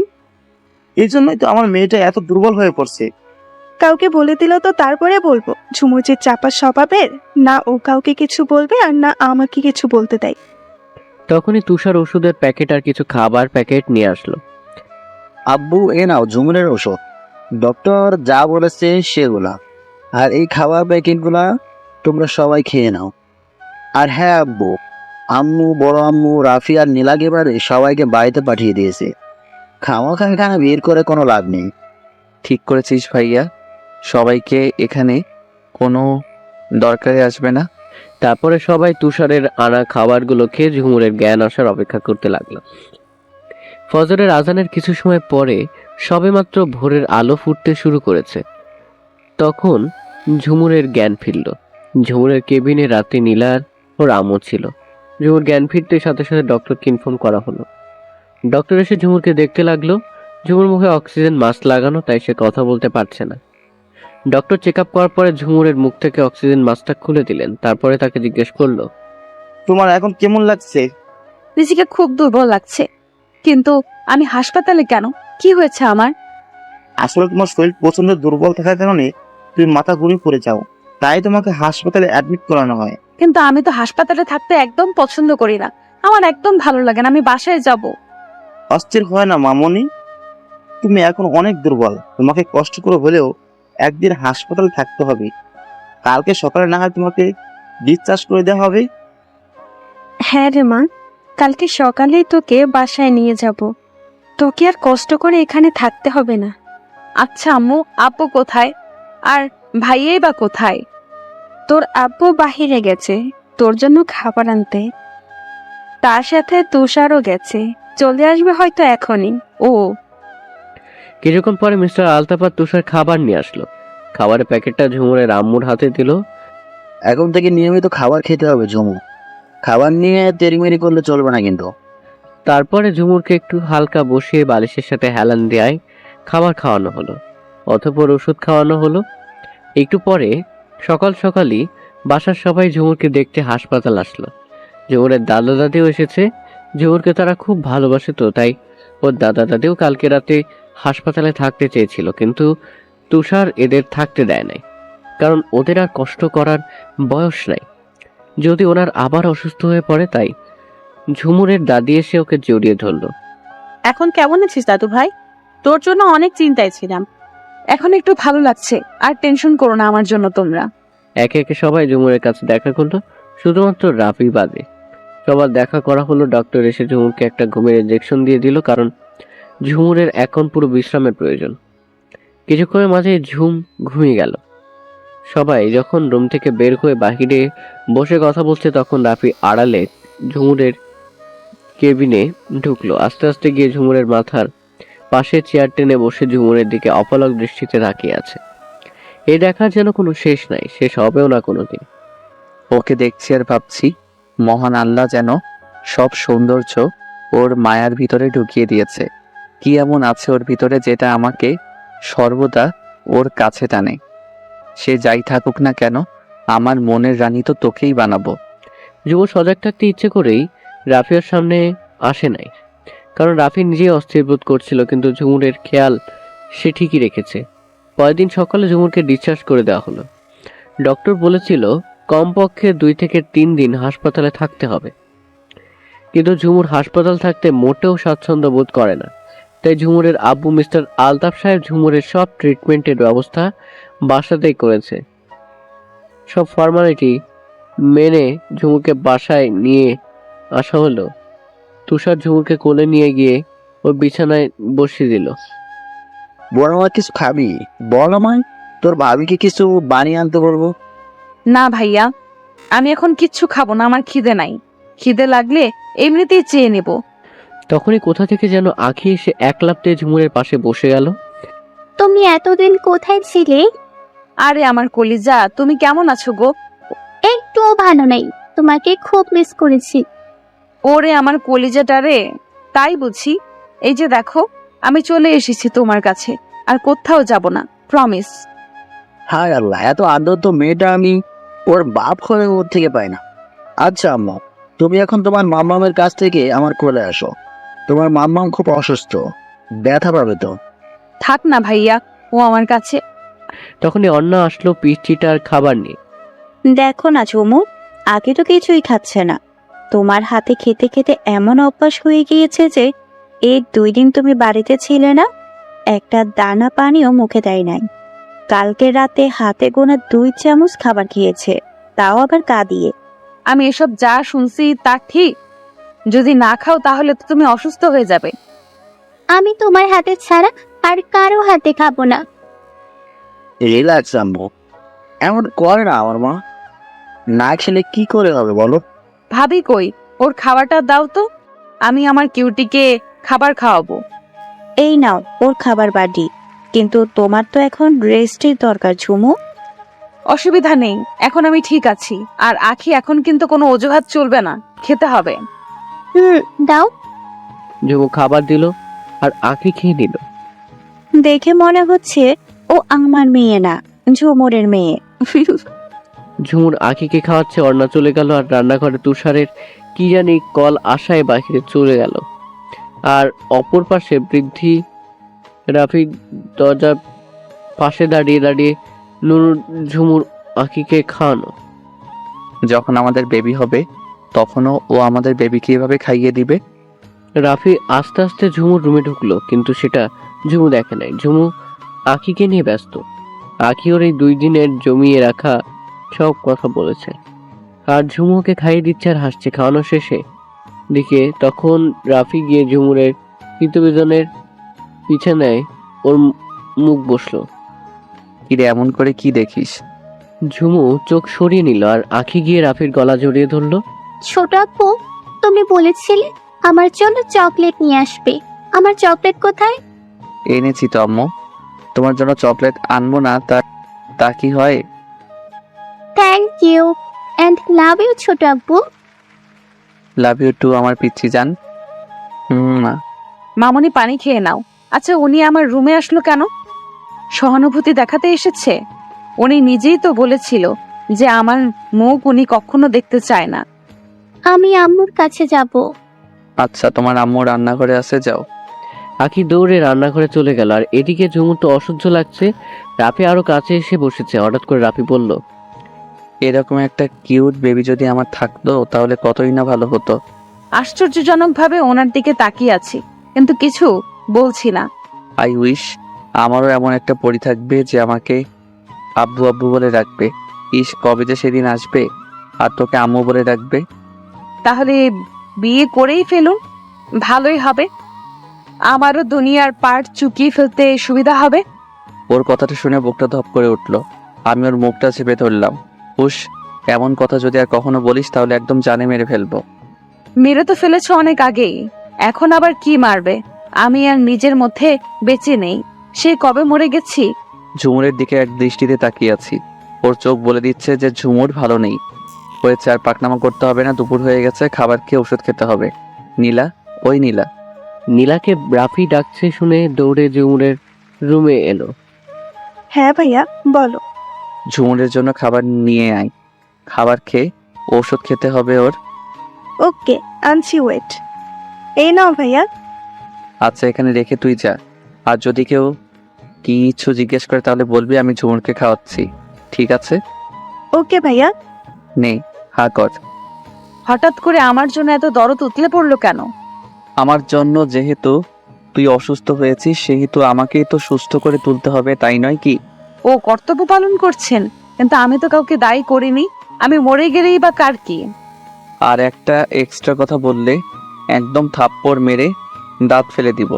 বলদ কোথাকার, একদম চুপচাপ খেয়ে নিবি, বুঝলি?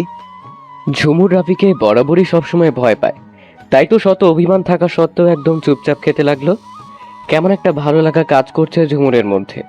কিন্তু সেদিনের রাফির করা অপমানের কথা মনে পড়তেই সেই ভালো লাগাটা উড়ে গেল।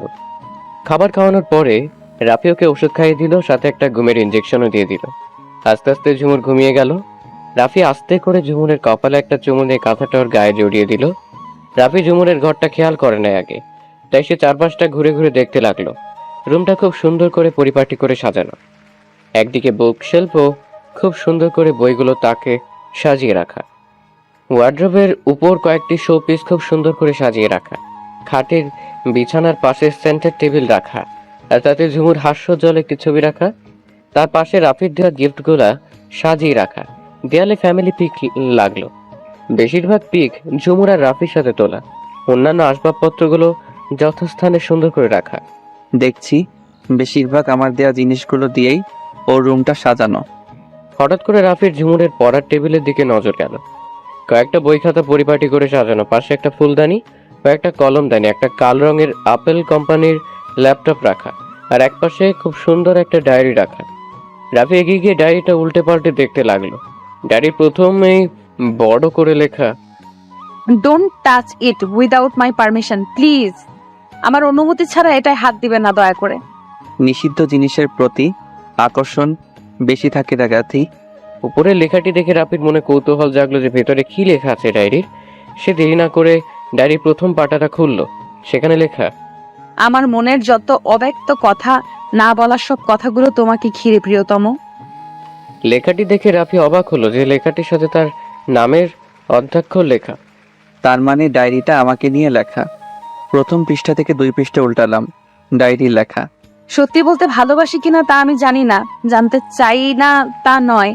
কোনোদিন কোনো ছেলেকে দেখে মনের মাঝে ভালো লাগার কোনো ফিলিংস সৃষ্টি হয়নি, শুধুমাত্র একজনকে ছাড়া, যাকে দেখলে আমার দুনিয়াটা ওলট পালট হয়ে যায়, যার কথা শুনলে আমি শিহরিত হয়ে যাই, যার কথা চিন্তা করলে সমস্ত ভালো লাগা এসে আমাকে ঘিরে ধরে। সে যে তুমি, আমার প্রিয়তম, আমার সব কিছু যে তুমি রাফি।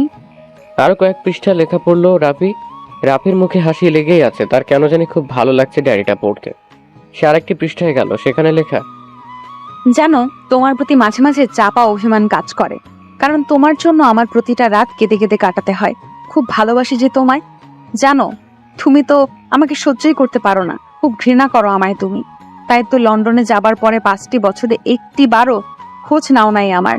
কিন্তু অন্য সবার সাথে দিব্যি কথা বলতে খুব কষ্ট হয় আমার, বিশ্বাস করো, খুব কষ্ট হয়।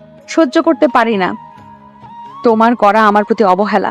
বিশ্বাস করবে কিনা জানি না, তোমার জন্য আমি প্রতিটা মুহূর্তে তীর্থের কাকের মতো অপেক্ষা করেছি, কখন তুমি আসবে।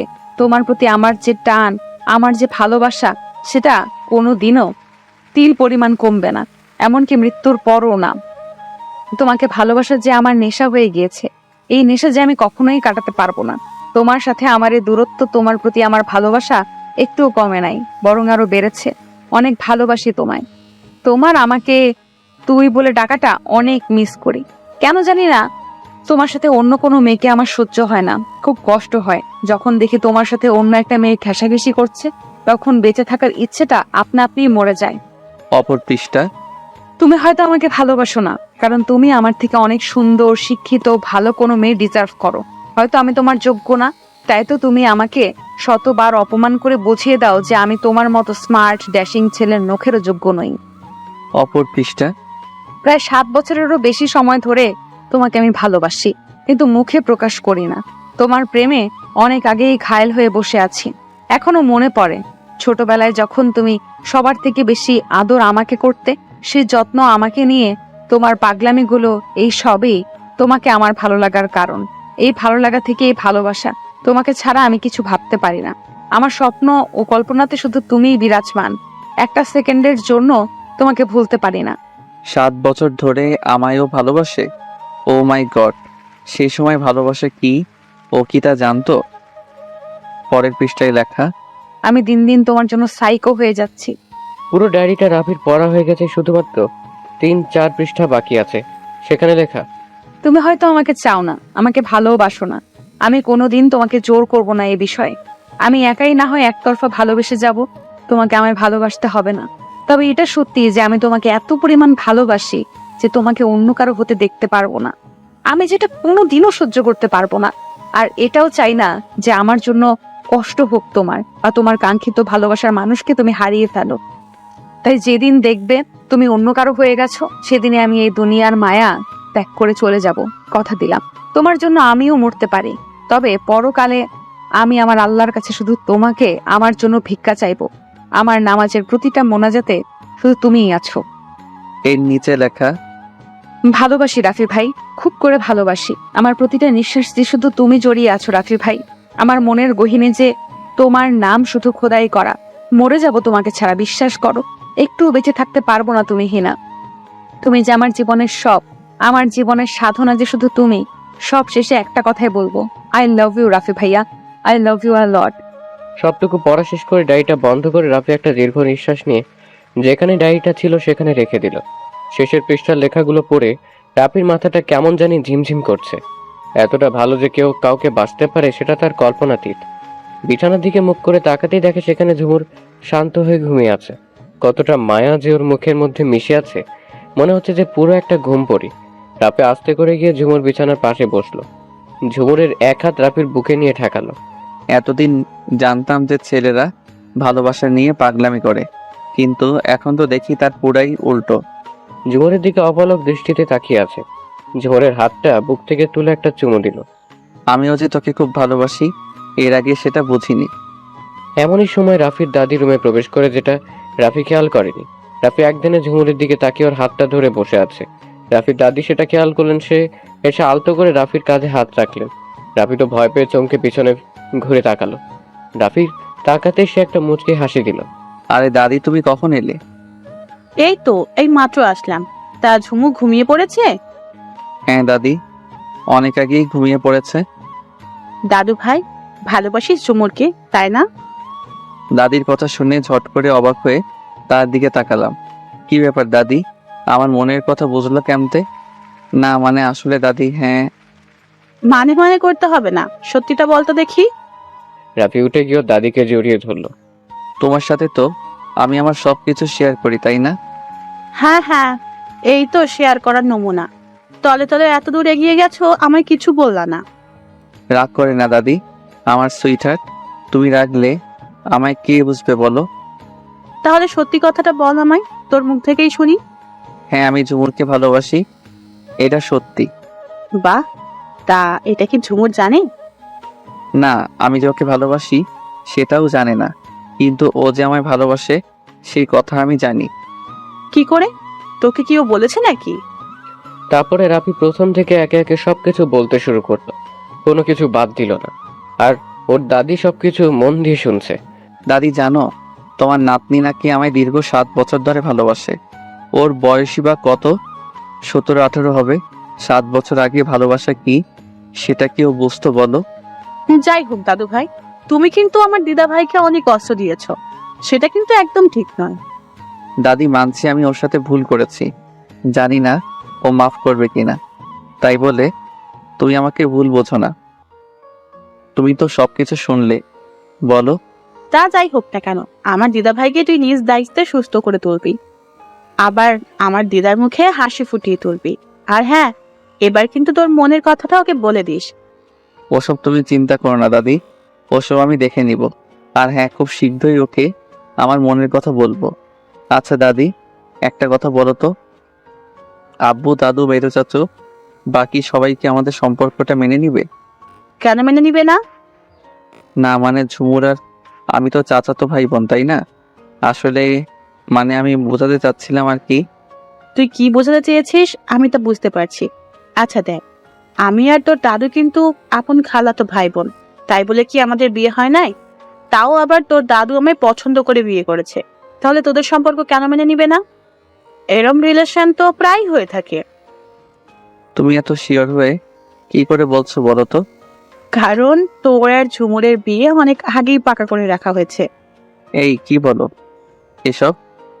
হ্যাঁ দাদু ভাই, তুই তো জানিস মিলির জন্য অনেক ভালো একটা সম্বন্ধ এসেছে। তো যেদিন মিলির এঙ্গেজমেন্ট হবে সেদিনই ঝুমুরের সাথে তোর আকদ করে দেওয়া হবে। ও মাই গড, দাদি, এত বড় একটা খুশির খবর তুমি আমাকে আগে কেন বলনি? হয়েছে, এখন এত উত্তেজিত হোস না। আগে ঝুমুরকে তুই সুস্থ করে তুল দাদু ভাই।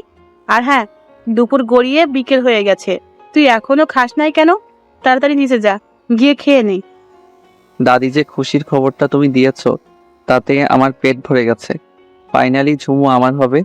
আই এম সো হ্যাপি দাদি। হয়েছে হয়েছে, এখন তুই নিচে যা, আর নীলাকে একটু বল এখানে আসতে। যা যা। রাফি ঝুমুরের দিকে এক নজর তাকিয়ে নিচে চলে গেল। নিচে গিয়ে নীলাকে পাঠিয়ে দিল ঝুমুরের রুমে। আর রাফি খাওয়া দাওয়া শেষ করে রুমে গিয়ে রেডি হয়ে অফিসের উদ্দেশ্যে বের হয়ে গেল। খুব নামি দামি একটা কোম্পানি ওদের। এই কোম্পানির মালিক রাফির দাদা আশফাক চৌধুরী। অনেক পরিশ্রমের পরে কোম্পানিটা আজ এ পর্যায়ে এসেছে। এখন রাফির বাবা সহ বাকি চাচারা আর তুষার সব দেখাশোনা করছে। আর আজকে থেকে রাফি এই কোম্পানির সিইও পদে জয়েন করবে। গতকাল ঝুমুরের জন্য অফিসে যেতে পারেনি রাফি, এমনকি আজকে সকালেও তাই বিকেল বেলা গেল। রাফি আজ পুরো ফর্মাল টাইপের হয়ে অফিসে গেছে, সাদা শার্টের সাথে কালো কোট আর সাদা প্যান্ট, চুলগুলো জেল দিয়ে একদিকে সেট করা, একদম অফিস গেট আপ। তখন ঈশান কল দিল। একদিকে গাড়ি ড্রাইভ নিজে করছে, অন্যদিকে ঈশানের সাথে কথা বলছে। ওর সাথে কথা বলতে বলতে অফিস পৌঁছে গেল। তারপরে গাড়িটা সঠিক জায়গায় পার্ক করে গাড়ি থেকে বের হয়ে দরজায় নক করলো। রাফির আসার অপেক্ষায় এতক্ষণ বাহিরে দাঁড়িয়ে ছিলেন অফিসের ম্যানেজার আর অফিসের কিছু স্টাফ।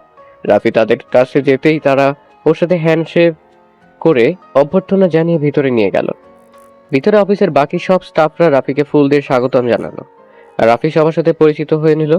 অফিসের ম্যানেজার সবাইকে জানিয়ে দিল যে রাফি চৌধুরী আজ থেকে অফিসের সিইও হয়ে জয়েন করেছে। অফিসের বেশিরভাগ মেয়েরাই রাফিকে দেখে ফিদা, কিন্তু রাফির ওদিকে কোনো ভ্রুক্ষেপ নেই, কারণ তার পুরো হৃদয় জুড়ে যে আছে শুধু ঝুমু। ম্যানেজার রাফিকে ওর ক্যাবিনে নিয়ে গেল।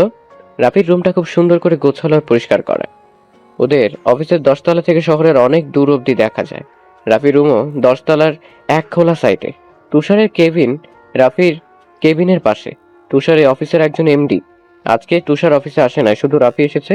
সে আগে থেকেই তুষারের কাছ থেকে সিইও এর কাজ সম্পর্কে ধারণা নিয়ে রেখেছে, আর রাফিরও কিছু অভিজ্ঞতা আছে এই বিষয়ে, তাই ওকে আর ভিন্ন করে বুঝিয়ে দিতে হলো না। রাফি ওর কেবিনটা ঘুরে ঘুরে দেখে, ম্যানেজার এর দিকে ঘুরে তাকালো। খুব সুন্দর cabin, I like it. Manager একটা যুবক টাইপের ছেলেকে নিয়ে আসলো। স্যার, আজ থেকে এ আপনার পিএ, আর এর নাম রিজু আহমেদ। ম্যানেজার রিজুকে রাফির সাথে পরিচয় করিয়ে দিয়ে চলে গেল। রিজু ছেলেটা অনেক ভালো, আর তার সাথে কাজেও অনেক ন্যায়পরায়ণ, অনেক এক্সপিরিয়েন্স আছে, খুবই ভদ্র। রিসেন্টলি যে ডিলগুলো হয়েছে সে সবগুলো রাফিকে খুব সুন্দর করে বুঝিয়ে বলল। ফাইলগুলো এগিয়ে দিল। রাফির ভাগে যে ডিলগুলো পড়েছে সেগুলো নিয়ে আলোচনা করলো। তারপরে রাফির অধীনে যারা কাজ করবে তাদের সাথে রিজু রাফির পরিচয় করিয়ে দিল অফিসের নতুন সিইও হিসেবে। সবার সাথে পরিচয় পর্ব শেষ করে রাফি তাদেরকে তার সাথে কাজ করতে হলে যে যে রুলসগুলো মেনে কাজ করতে হবে সে সম্পর্কে সবাইকে অবগত করলো। আজ প্রথম দিন, তাই রিজুর সাথে আরো কিছুক্ষণ আলাপ করে অফিসটা দেখে বাসার দিকে রওনা দিল রাফি। অপরদিকে ঝুমুরের ঘুম ভেঙেছে পানির পিপাসার জন্য। চোখ পিটপিট করে সে চারদিকে তাকালো।